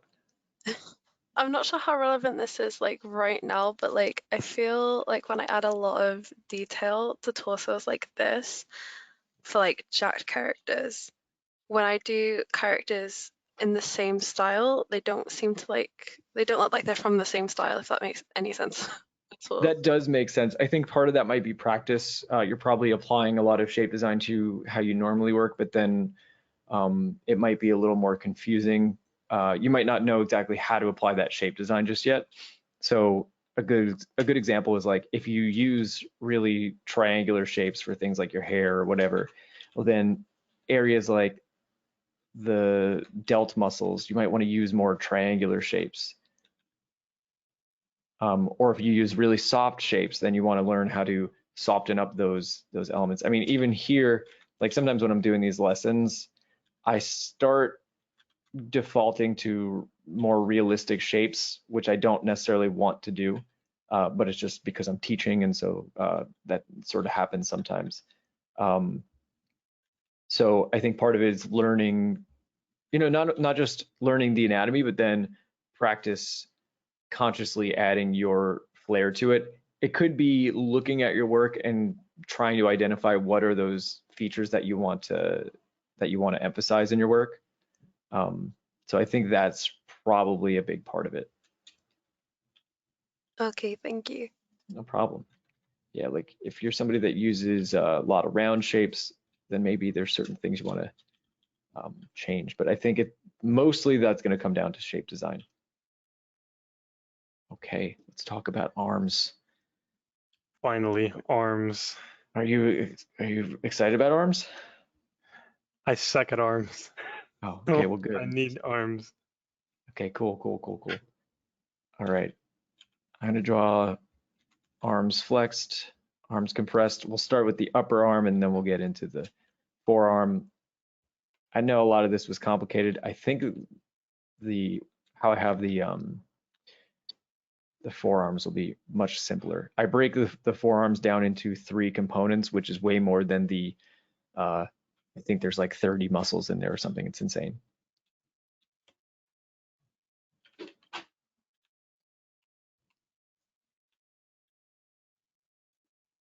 Don't be going and drawing every muscle in the forearm, unless you're doing like some cool ass comic book art. Again, I know we have some comic book artists. If you're doing that, cool, go for it. But I don't think you'd be able to animate all that. All right. I'm going to start with the deltoid and the pec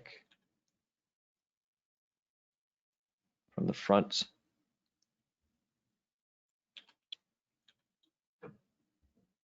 Okay, so the deltoid and the pec are attaching to the top of the arm like this. Actually, you know what? I'm going to do a slightly different view. I'm sorry to be. Sometimes I have to try to get a perfect view so that this makes a little bit more sense.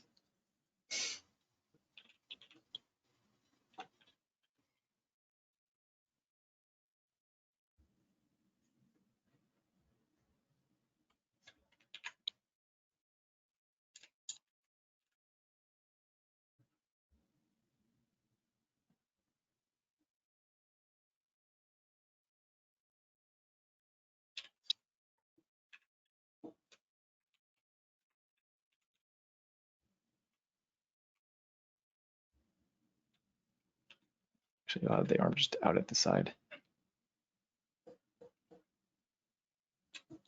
Okay. So we know we've got our pectoral muscle and our deltoid, right? And the deltoid, when the arm's up like this, it's flexed. So again, I'm going to use a sort of rounder shape for that, or a more convex shape. Okay. When the forearm is up, that means the bicep is flexed. So I'm going to use, again, another more convex shape for that, maybe not too convex.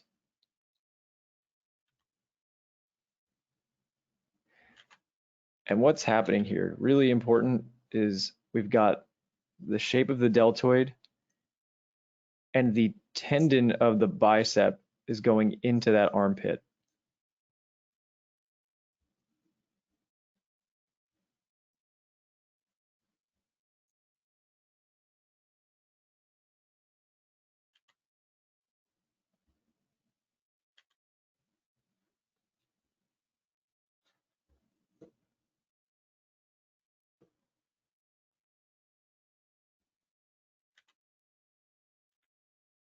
Right.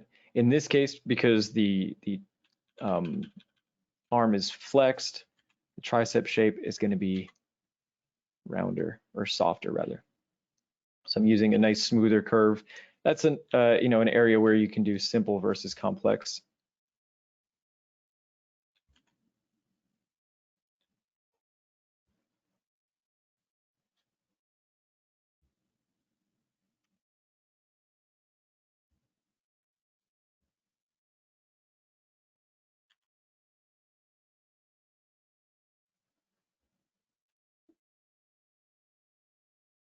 Would it be weird if you ever combined the bicep with the deltoid into one curve? You can, yeah, you can combine the shapes. The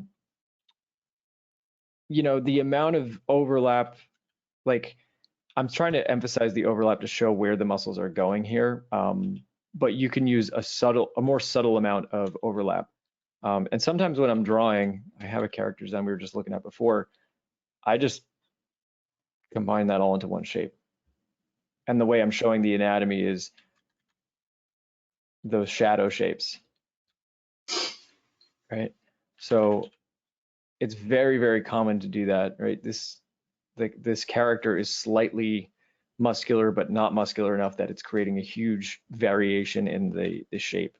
So it's very important to play around with how you go about your shapes. And depending on what you're trying to attain or trying to achieve, it's going to impact that. Big thing here is, again, body of the muscle, and then I'm showing where the tendon is going.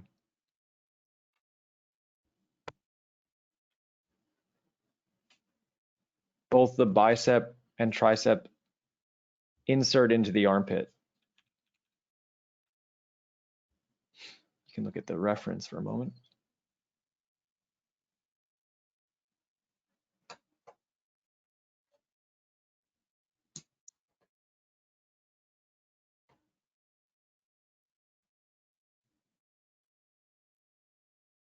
Bicep, tricep, and then our pec and deltoid. Right, you can see those shapes combined as well, just into one shape. Right, because the pec isn't flexed there, it's stretched out, so it just kind of amasses into one shape.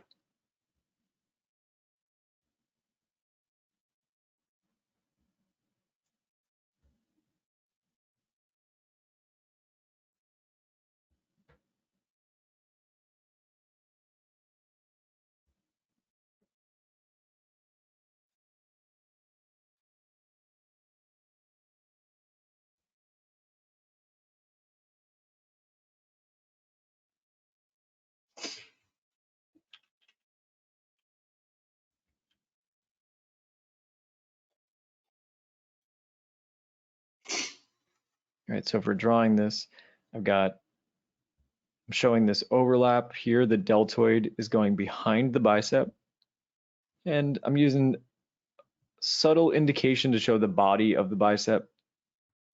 I can have that line or that tendon line go in. Again, this is something that you can play around with how you show that. The way I did it before was I had the line go inside the body of the muscle. So that shows a lot of depth because you get that overlap. So you can do that here as well. And, depending on how shredded that person is, you'll see more or less of that. Then we've got the rib cage.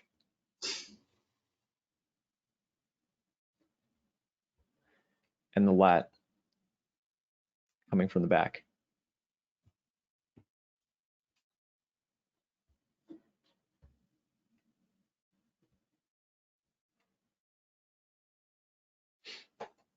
Okay. Let's lower that and see what happens when we lower the arm. Let's try to get that same inside view. So now the arm is just directly out at the side. We'll still get some of that flexing.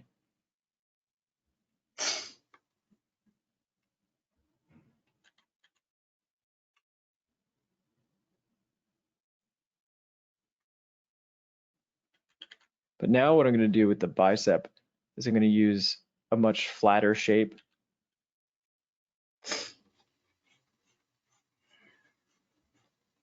And a sharper shape for the tricep.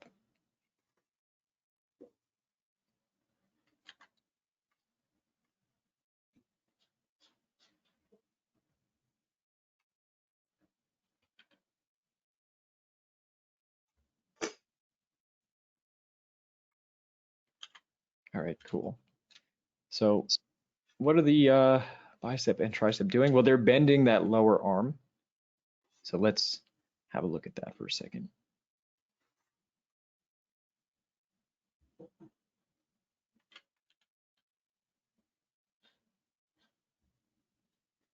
look at the arm. I'm going to do a back view on that quickly.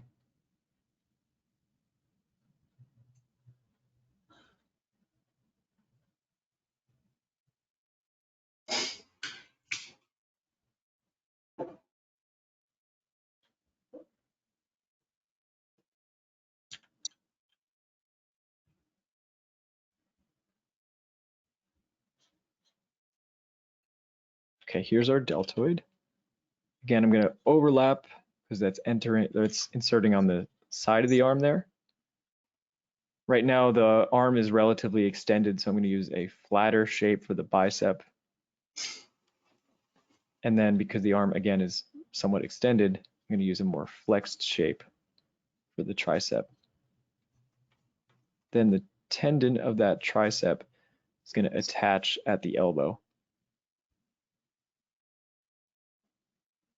Whereas the tendon of the bicep goes down and attaches to the lower arm.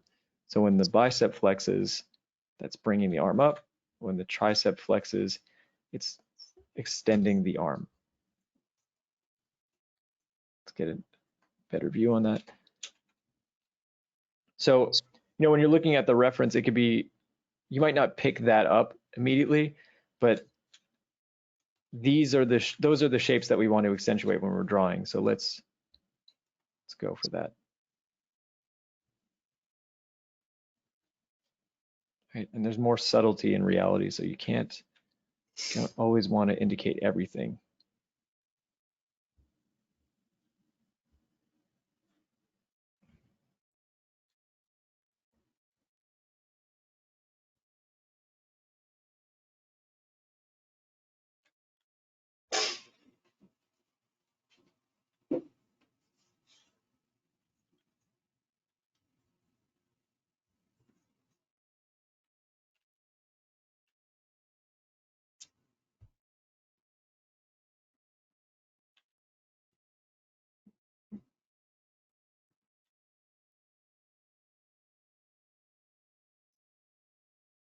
All right, cool. We'll talk about that in a second. So yeah, here, I'm alluding to some of those shapes, right? The tricep shape is interesting because you have the belly of the tricep or the body of that, and then a massive tendon that connects to the elbow. And you can see that form. The elbow sticks out in the surface anatomy, right? It's right there. So the rest of the bone is pretty hidden except for the elbow, which is right on the surface. So that's why when you see me drawing that shape, or if I'm drawing an arm shape, even if it's a more nuanced shape, I'm going to use a sharper edge for that.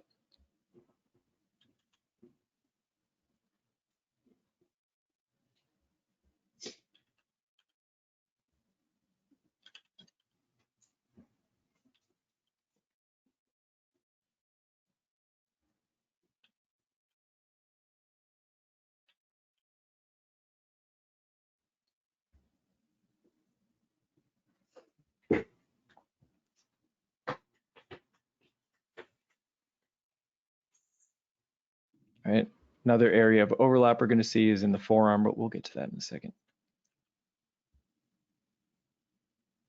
Let's get a couple of views on this.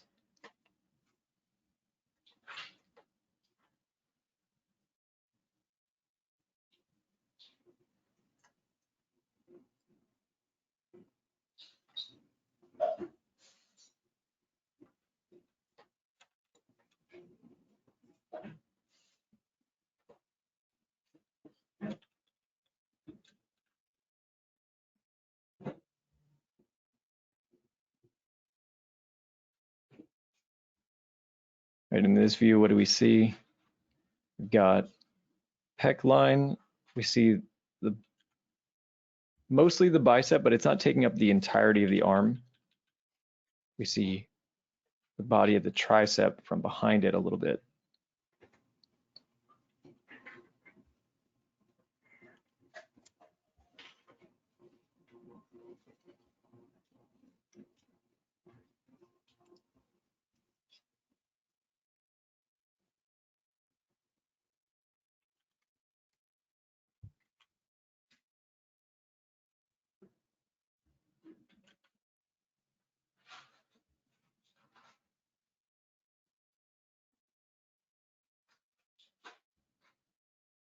Right, tendon of the bicep going into the armpit, tricep going into the armpit, and there's our lat,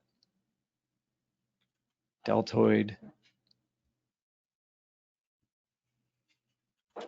Simple or a simplification you're going to see me do here with the forearm is the part that's closest to the elbow. I'm using a very round shape, and then I'm imagining basically a rectangular prism coming out of that for the remainder of the arm. All right, so it's a much more simplified model. The other thing that's happening is look where the body of the bicep ends here. It's like halfway down the arm. I made it a little higher than it should be, but there's all this tendon that's attaching down at the forearm. So I think probably the most common thing I see is that when the bicep is flexed, I'll see people draw it like that, which is kind of ridiculous because it, just makes it look a little weird. So where in actuality, it's going to be pulled back because it's flexed. And then on the opposite side, that we can use a nice simple line for the tricep.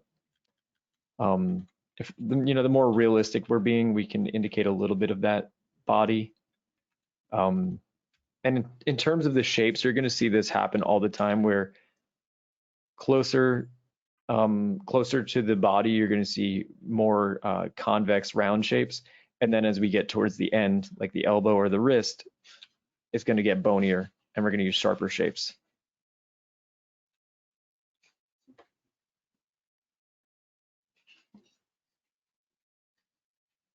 Let's move that around.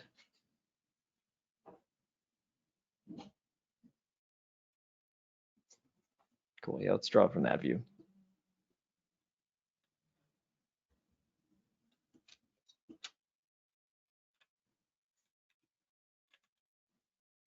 All right, so it's a combination of us studying what's happening underneath, but also we're doing many iterations of what's going on.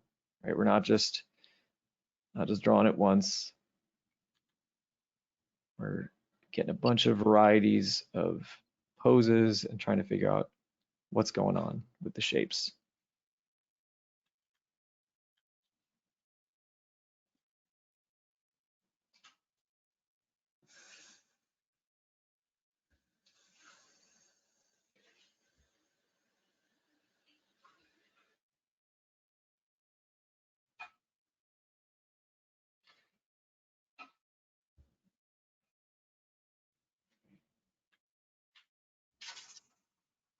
Sorry about all that noise in the background.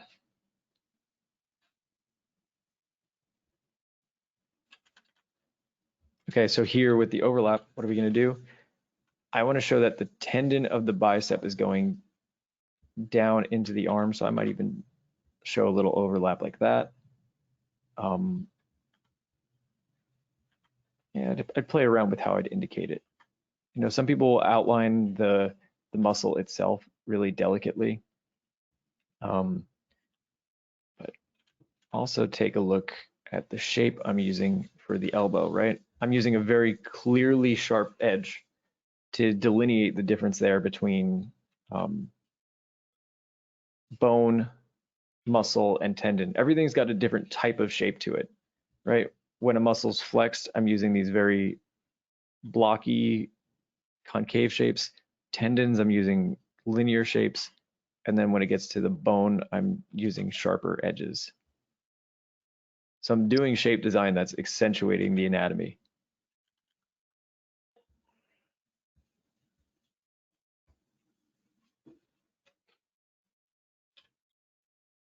All right. Questions about that? I know there's like a lot of anatomy I'm going through. I'm sorry. It's so much.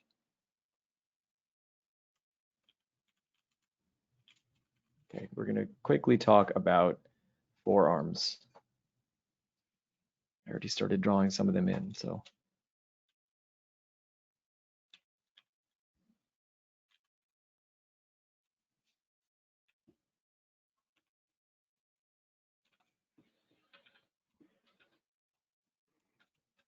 Yeah, this is great, James.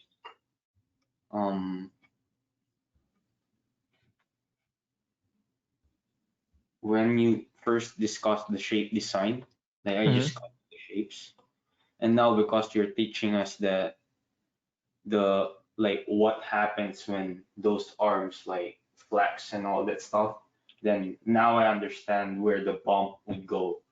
Yeah. So like when it's flex, like when the arms is flex, like the bump would go in the biceps. But if it's not flex, like now the bump would go in the triceps. Kind of that's my kind of like thinking right now, which is Exactly. great. Yeah. So part of the reason why I had you guys in the assignment of last week was drawing in those muscle shapes is because I think part of teaching anatomy isn't just showing you where each thing is, it's sort of showing you how that applies to a drawing. So we're gonna pull up the forearm and then we will point out what's happening and then we'll show you how that works. So we want to try to break it down into 3 segments. So we're only going to think about 3 muscles. There's one called the brachioradialis. You don't need to know the name. You could just say BR or something. And what that does is twist the arm. There's the flexors, which flex the hand.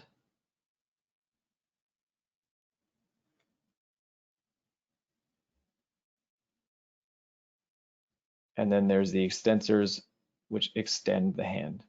And when I say extend and flex, extending is when you pull your hand back. Flexing is when you bring it down towards the underside of your hand.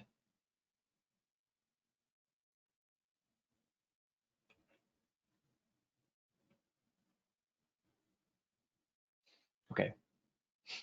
Where it gets tricky is the fact that they're all kind of spiraling. So let's have a look at this for a moment. Okay. The key one is the brachioradialis, and I'll show you where this is. Okay, so we have our bicep, which inserts down here. The brachioradialis is this sort of Z-shaped muscle, which spans from the upper arm down to the latter, like 2/3 down the forearm. And what that's going to do is twist and untwist the arm. There are other muscles involved with that, but I'm just going to talk about this one because it's the most prominent and it's the one that's most obvious when drawing.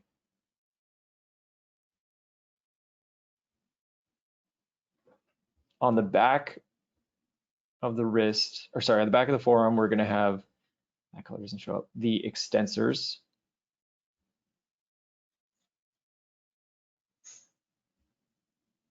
And on the underside, we have our flexors. And we'll draw this again on the opposite arm.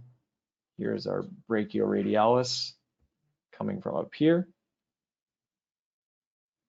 And then we've got our flexor muscles. So you're not always going to see all of them. It really depends. If you're looking at it in a side view, you'll most likely be seeing the brachioradialis and the extensor muscles. Okay, so let's draw this in again. Got our bicep, the brachioradialis muscle,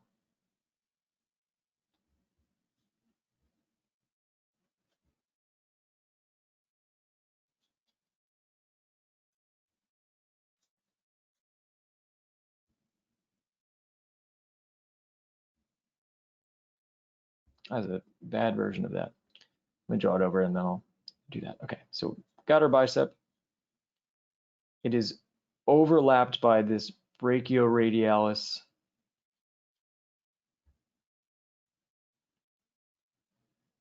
which is twisting to the underside. You can see it from the side view and the front view as well. And then our flexor group. Again, don't worry about all the other shit that's going on. Just think brachioradialis, flexors, and extensors.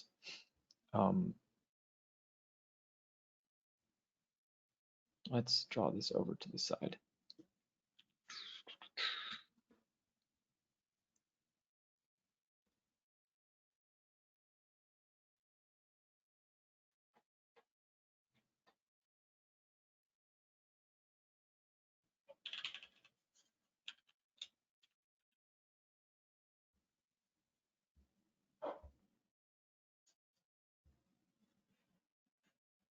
Okay.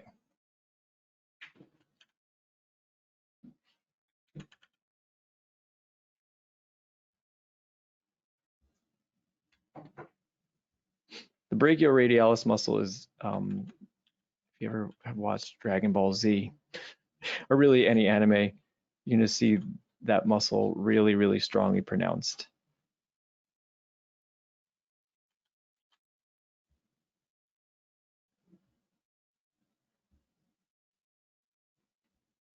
So it's overlapping the bicep tendon, and we see the underside of it as well.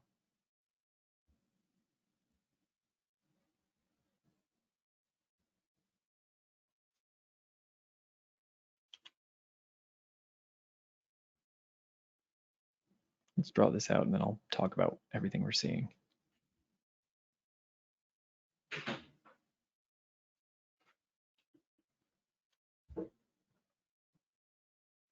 Okay.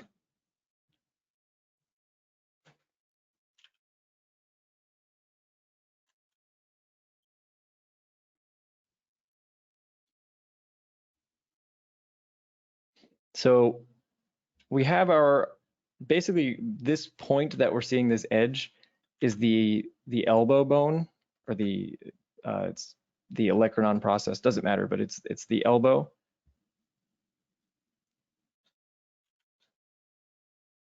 And we're getting a few points of overlap here.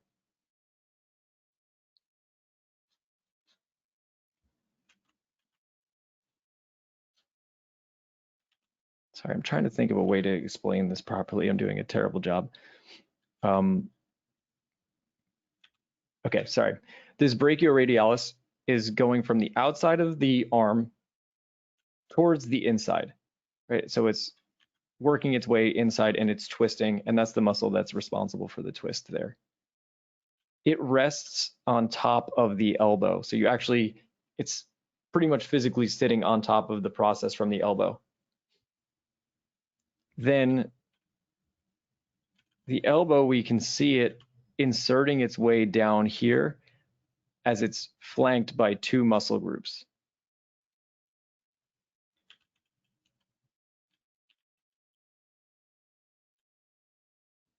So let me draw this out. Here in blue is the extensor group. In pink, brachioradialis. And then let's say in purple is going to be the flexor group. And the elbow sandwiches right in between them. So it's really a confusing area. Let me try to draw this out one more time. We'll do a couple angles on that.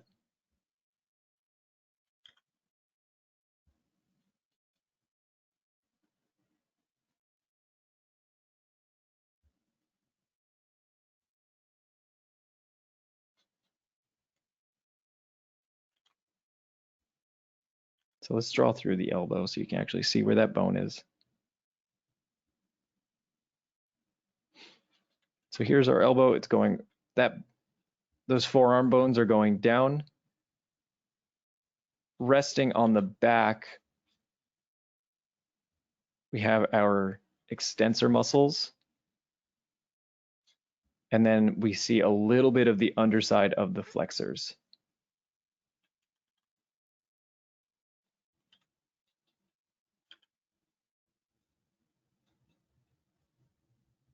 And so why this gets confusing, as you can probably already figure out, is we've got this twisting of forms and an overlapping of forms where we've got the brachioradialis, then the forearm bones, which we see a little bit of, the ulna, and then on the underside of the ulna, we see the flexor muscles.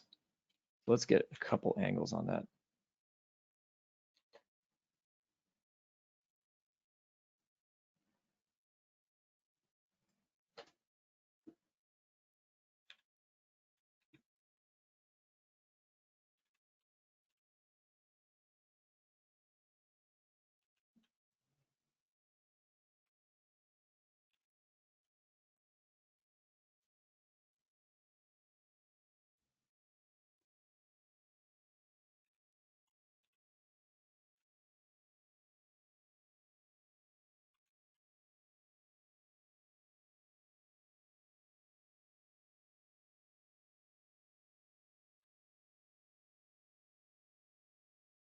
All right, let's start with the outer shape.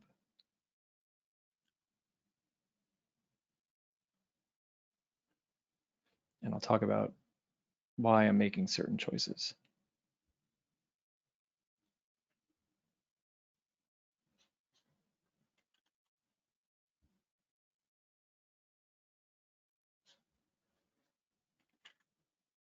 Okay, so it's pretty clear to see that the silhouette is dictated by this big brachioradialis muscle here, right? So obviously I'm going to have that that muscle in there as the silhouette, but the body of this muscle goes inside the silhouette, and then at the latter third, the forearm bones take up the silhouette.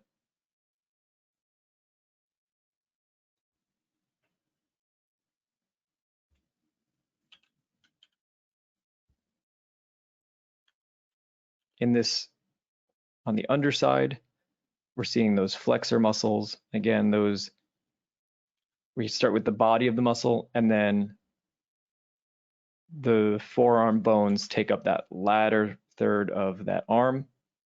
And so that's creating that overlap there.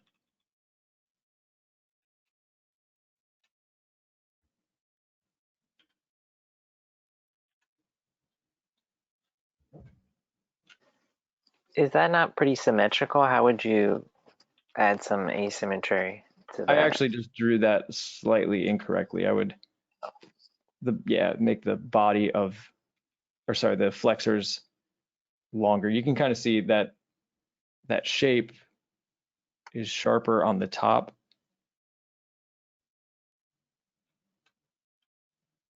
And it's more of a subtle curve on the underside there. Ah, okay.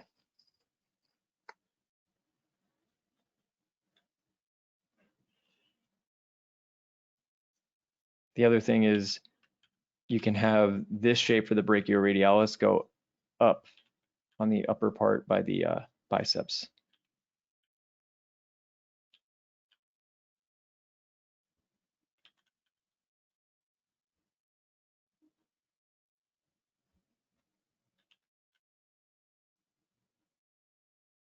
Okay, dang. So much anatomy, so little time.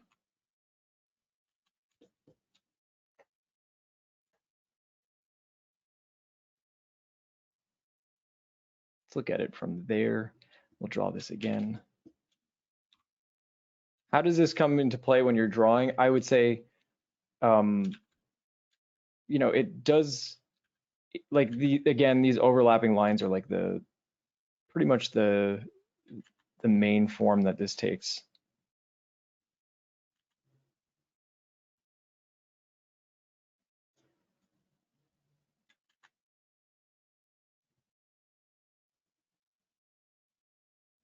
All right, so we see the elbow.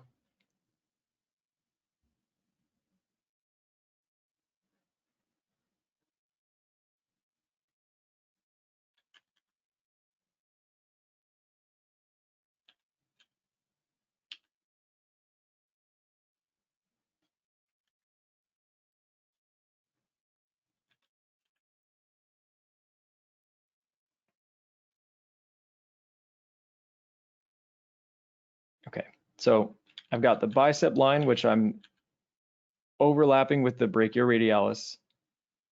Then this middle form is, we're actually seeing the ulna. So you're seeing the elbow, and that bone is continuing. It's kind of forming a ridge all the way through.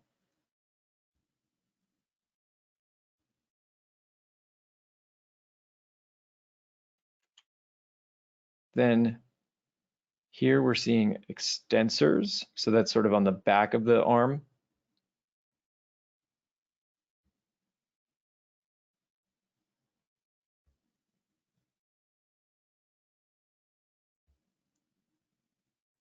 And then we're seeing the flexors.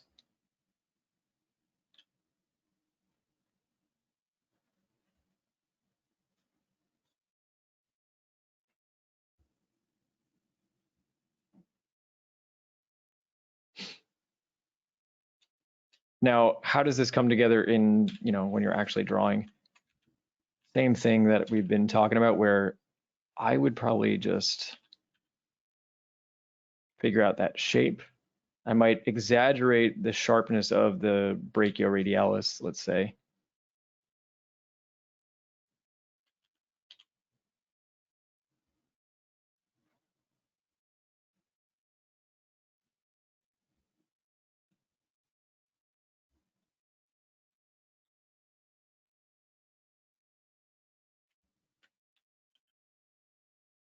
So I'm starting with this form that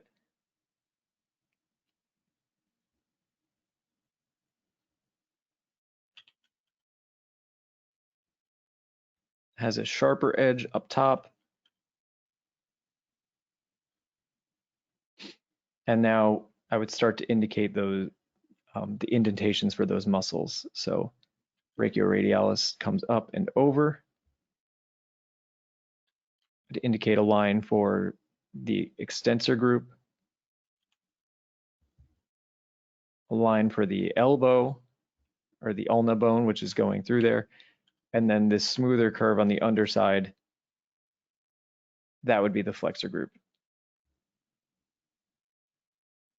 But you can see, once again, when I start with shapes, it makes it so much easier to place everything. Whereas if I work in the reverse, almost every time it kind of fucks up my drawing.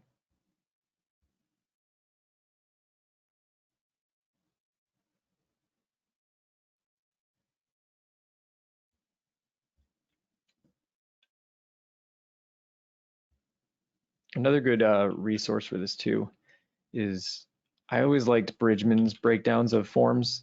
I found those a little bit helpful. Again, they might be a little overcomplicated, but it's up to you. But when, like I keep reinforcing, if we work in shape, now you're at liberty to play around with the shape design of these. So we can really, really exaggerate this.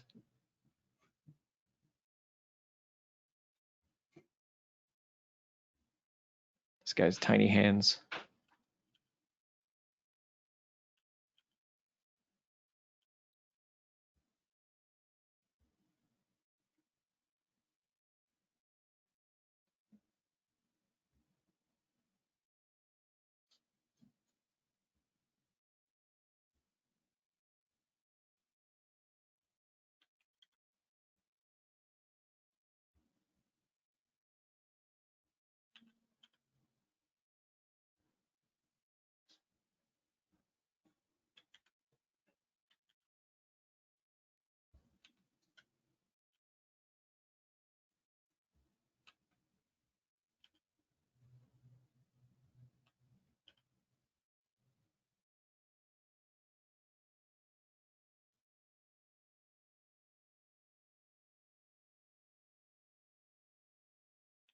Okay, that was a lot of info. How's everybody feeling?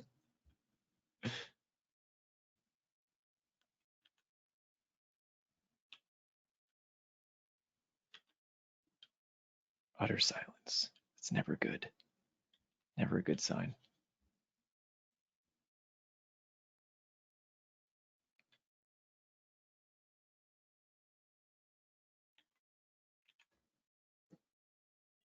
All right, do we want to take a quick break before we try to finish this off? What was that? Break time? It's break. All right, let me pause the recording quick.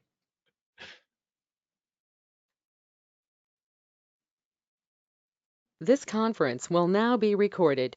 There we go. All right, we're back. Yeah, sometimes the record button here is a little weird. Anyway, we're starting with our mannequin, getting that shoulder tilt, hip tilt. All right, remember the silhouette on the side that we're emphasizing, or sorry, the side that's getting stretched. That's going to be, we want to keep that nice and simple to emphasize that line of action.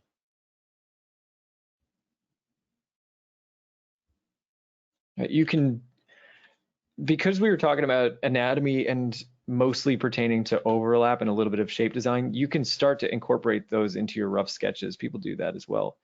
So if you want to do that, it's totally fine. You know, I particularly the trapezius muscle here in the back, I'll incorporate a lot of.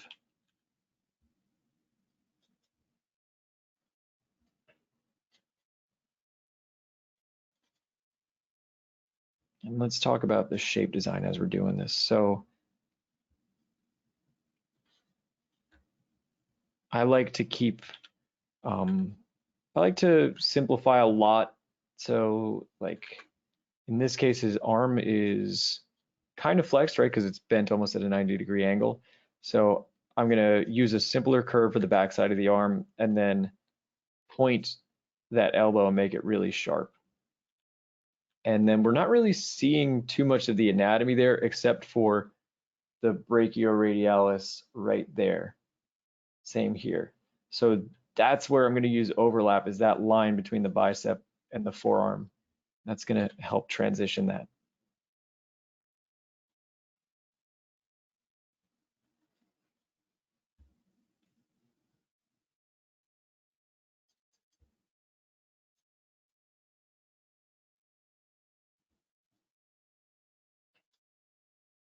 Maybe I'll throw in the pec line. Who knows? Who knows? I'll make the arm a little bit smaller.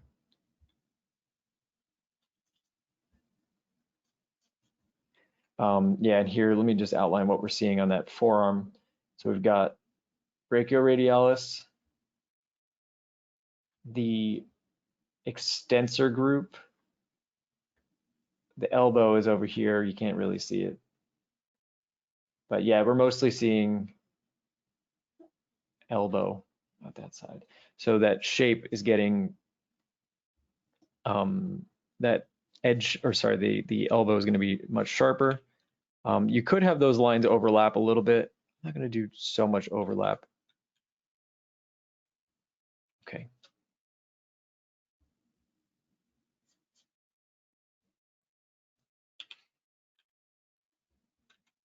My initial rough sketch of this, I did got that gesture a lot nicer. I'm going to push that shoulder up a little bit more. And you can even see we're getting squash and stretch on the shoulder there, or a little bit of squash. And I'm going to pull that head down a little more.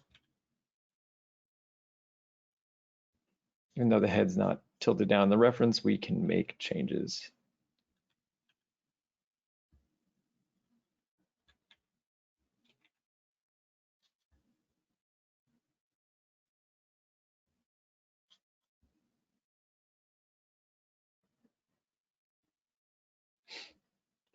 And I'm going to scale the head down slightly, just a little bit.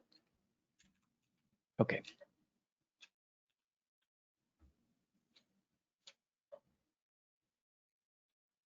Oops.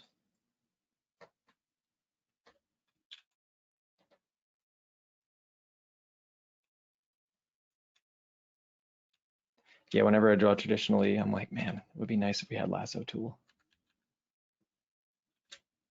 But that's okay, you just got to be patient.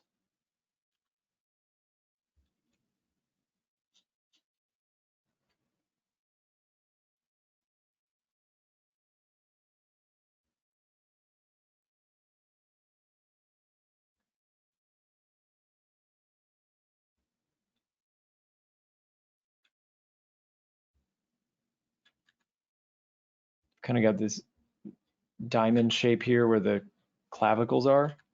And emphasize that. Didn't really talk about the neck anatomy today, but I'll talk about that at some point.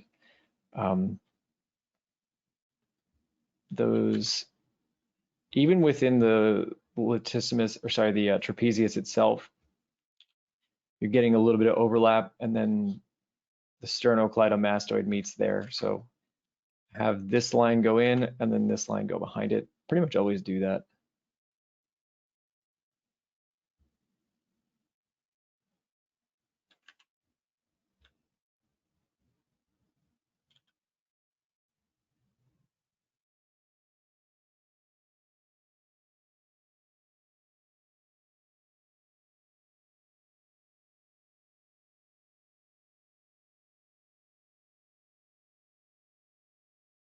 I look at the overlap of lines again.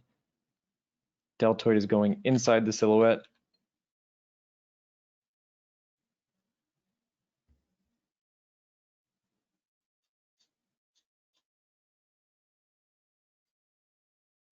I'm gonna make that arm thinner still.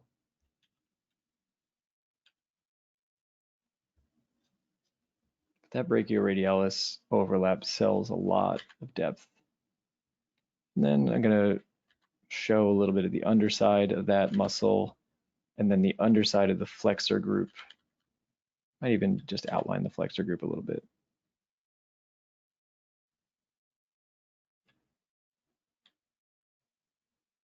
Yeah, sometimes you could just outline the muscles, but if you're gonna do that, be very, very delicate about it.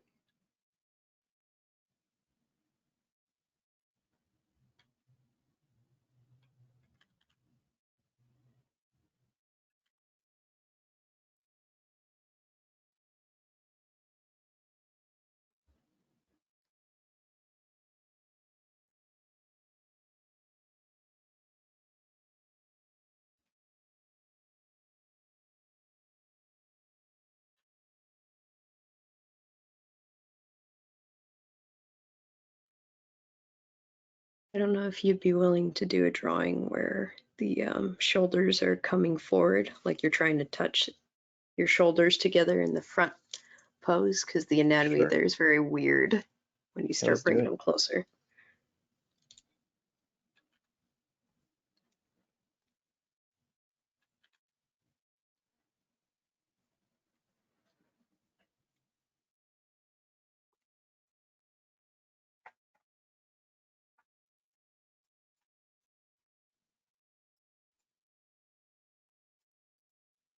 With the legs as well, we're going to end up simplifying those a ton as well. There's a triangular shape here known as the adductors. Those muscles pull the legs back towards center. So that's going to be our main separation that we'll indicate there.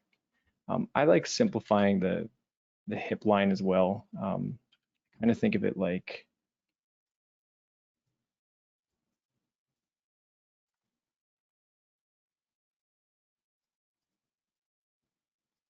I'm going to do a weird form demonstration.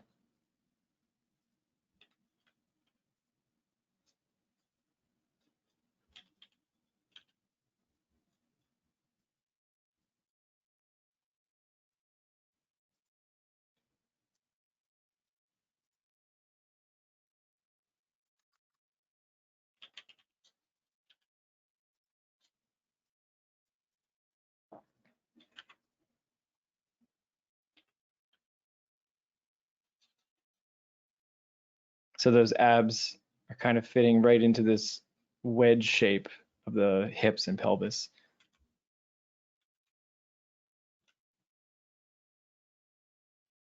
So I tend to think about that as like the hips is just trapezoid.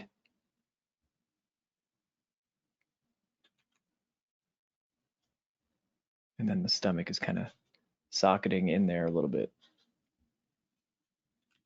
Let's actually make that smaller.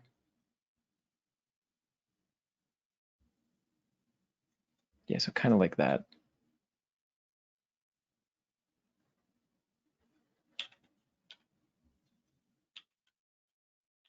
I definitely just got that from Bridgman now that I'm drawing it out. Now that I'm drawing it, it's definitely just a Bridgman thing. No, you invented it. It's fine.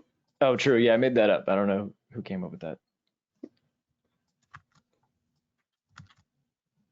All right, I don't want to do serratus anterior right now. Let's not worry about serratus. All right, we're going to do, you mentioned pose where the shoulders are coming forward. So let's do that. Yeah, I've noticed, like in shows like TMNT, for example, like they just simplify the entire shoulder and arm together, basically, on a side profile. But I'd be interested in seeing what your thoughts are on the anatomy from the front and from the side, because it's a bit weird. It's a bit weird. Definitely is a bit weird. All right, let's, okay. Because it's at the point of where you start seeing like the anatomy of the back, especially on the side profile, you start seeing more of that, but I'm just like, I don't know how much I'm seeing. Hopefully there's some in this reference pack. Wait, let me pull this up.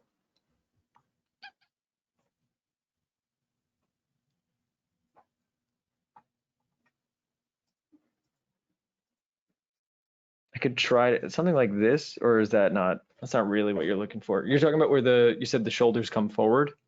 Yeah, it's not quite severe enough, but like, for example, if somebody was holding a sword in their arms in front of them, their shoulders would slouch a little bit to come forward to hold that weapon. All right, let's try to just make it up and see how that works out.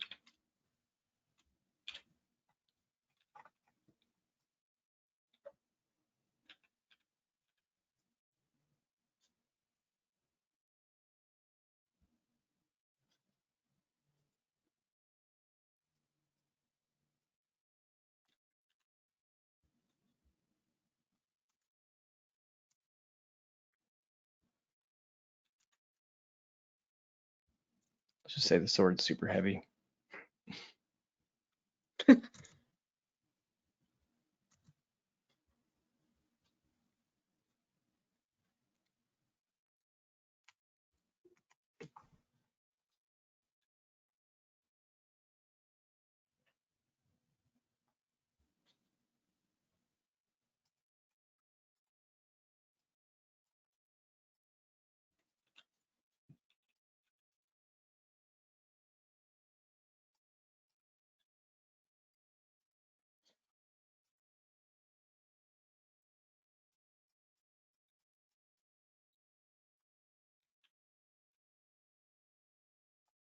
Make that arm go straight down actually.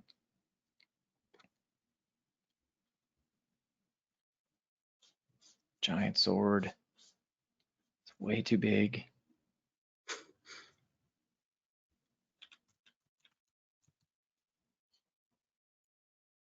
It's not the size of Cloud Sword. There's no point. Yeah.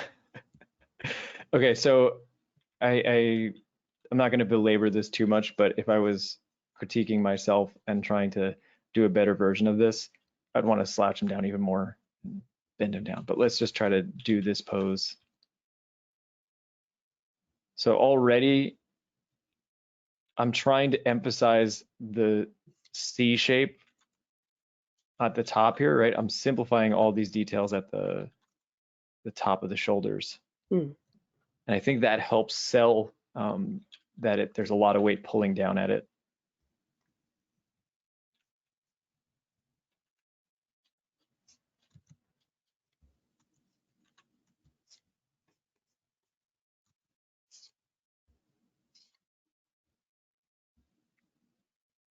I think the pecs would flex a lot here too.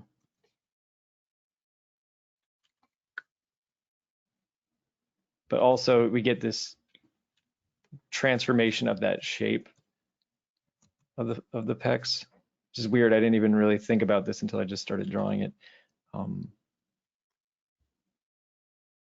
It's like drapery where it's getting pulled in a direction.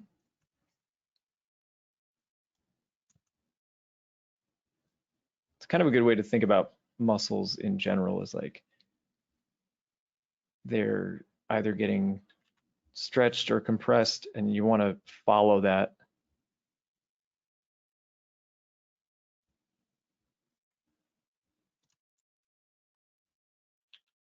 Is the collarbone on top of that stretching, or is it below it?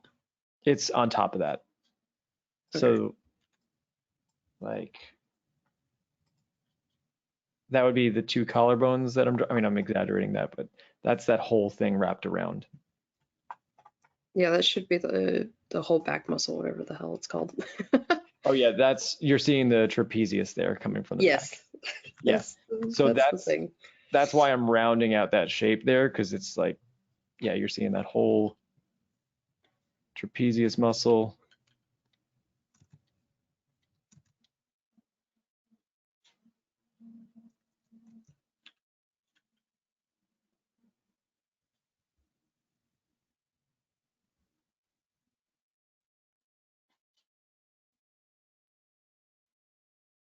And then the stomach, now we're going to get a little squash in there. So I'm going to, right, the rib cage is going to be pressing up against the abs. So we're going to want to use rounder shapes for that.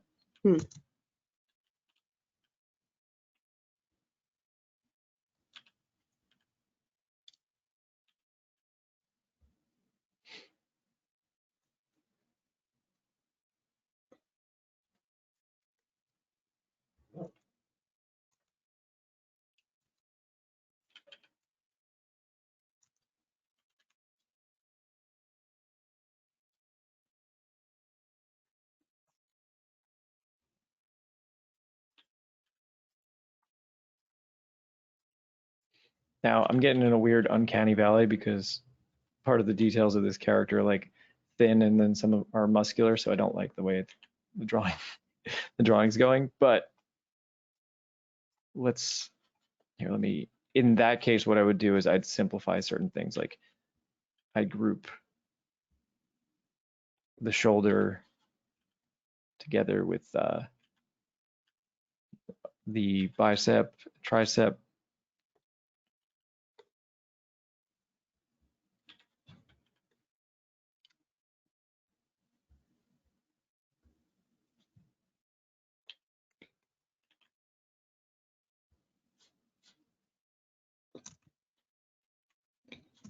Epic giant sword.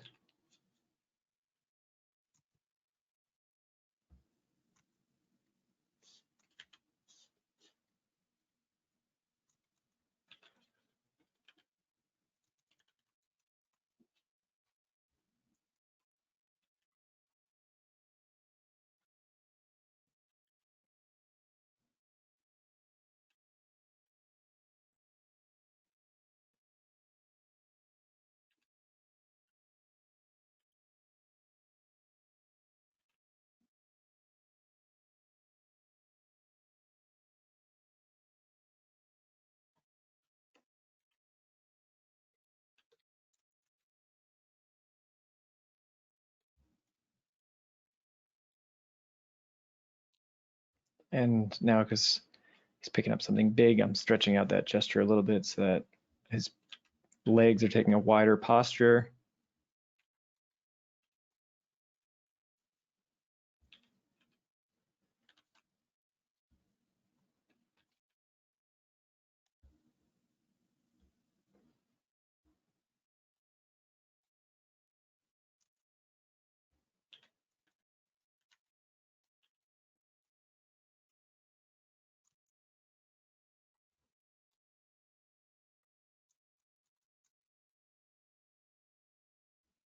This guy thinks he's a barbarian, but he's not.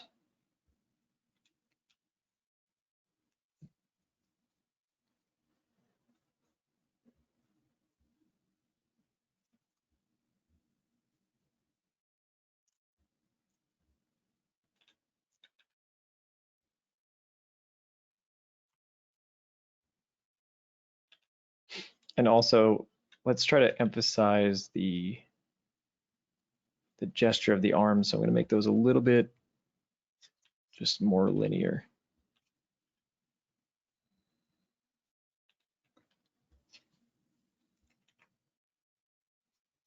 Not great, but sometimes that's what my brain does.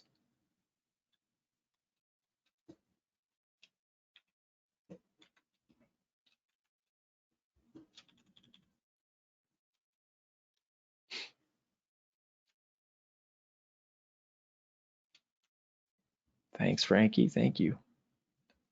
Sometimes you got to do your best.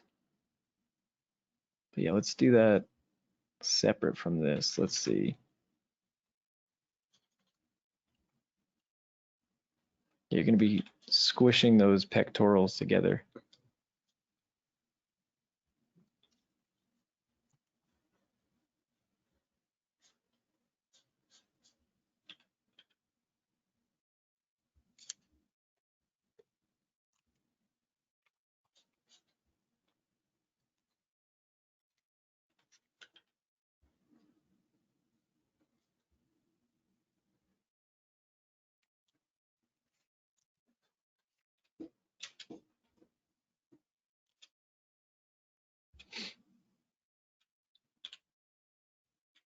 So yeah, that gesture sucks, but what you could do is to make that even better, you might want to have him pulling back and then the shoulders are coming forward like that. And then on the profile view, a shoulder would be covering up most of the neck and the chest, wouldn't it? Yeah, let's draw that same thing in profile.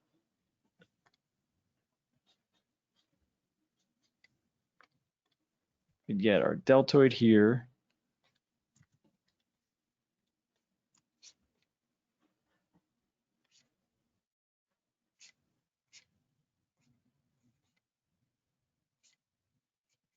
Okay, so what are we seeing? We have the shoulder, the deltoid muscle rather.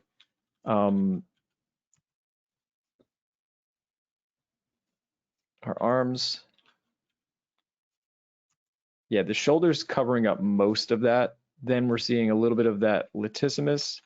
Okay. And then the neck and head.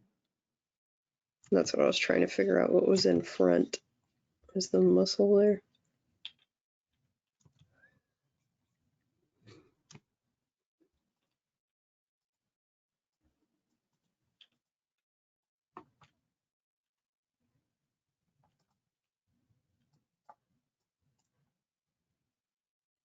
Can you mark the muscular shape of the latissimus again? Oh yeah, sure. Yeah. Sorry about that. I was trying to make it not shit, but yeah, that's this. Please make it shit so I can see it easier. Appreciate it. Okay, so that's the the trapezius.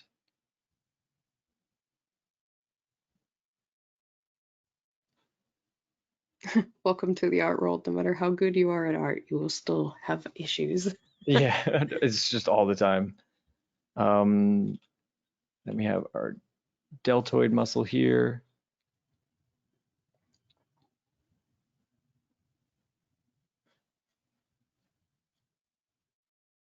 So that's our tricep.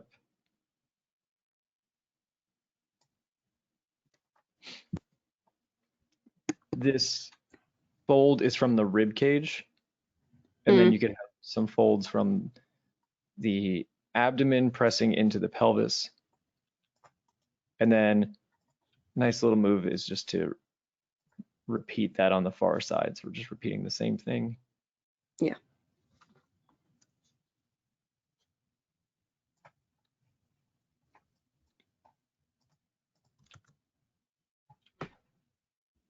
Cool.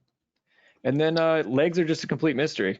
No, science actually hasn't figured out what legs are. Thank you. No problem. Yeah, legs, who knows what those are even? Square. Legs are a conspiracy. Yeah, I've heard those are just big mysteries that nobody knows what's going on there. It is called Bigfoot for a reason. Exactly.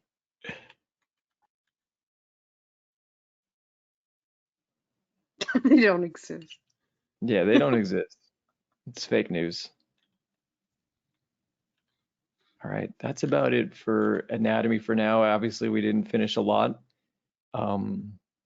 We will touch on that. I would like to maybe we can I'll assign a bunch of anatomy for homework so that way we can sort of briefly touch on it. Again, the main focus I want to get on is like dynamics and how to apply this rather than fully, teaching you guys Bridgman's anatomy. I do think there's a ton of anatomy reference out there that I want everybody to look through. And then what else can I say about any of this? Yeah, I think if you take these concepts that I talked about, overlapping shapes, all that stuff, and then apply it to leg anatomy, that will help. I'll give you some resources of people that really, really simplify anatomy well. And yeah, then we can kind of go through that somewhat quickly because there's a lot of other things to talk about, like lighting, more style stuff, cloth, which is a significant portion of what I like to talk about, and probably more shape design. Will we get into like how to position or integrate a figure into an environment? Yeah, that's like one of the main things I want to talk about. Oh, okay. That's I don't know why I left that out. I'm beat after all this anatomy, but yeah, positioning a figure in an environment is one of the main skills for drawing for animation. So definitely want to get through that, all that stuff. Let's see what else. Yeah, sorry if today was a little bit of a slog. If it makes you feel better, it was a slog for me too. There's a lot of information to go through in such a brief period of time, but I appreciate you guys sticking through. Very dense subject. Yeah, when in doubt, simplify things to shapes, and 9 times out of 10, that's how most people are drawing anyway. True. Yeah. But if you do want to go full constructive mode on all the anatomy stuff, there's a bunch of resources. So like I said, I'll send you guys some like classical resources if you're into figuring all that shit out. And other than that, I will post homework later, and for you feedback people, we'll be meeting same time tomorrow. All right, everybody. All right. Thanks so much. Thank you very much. Thank you, James. All right, y'all. I'll see you later. See ya. Take care, everybody.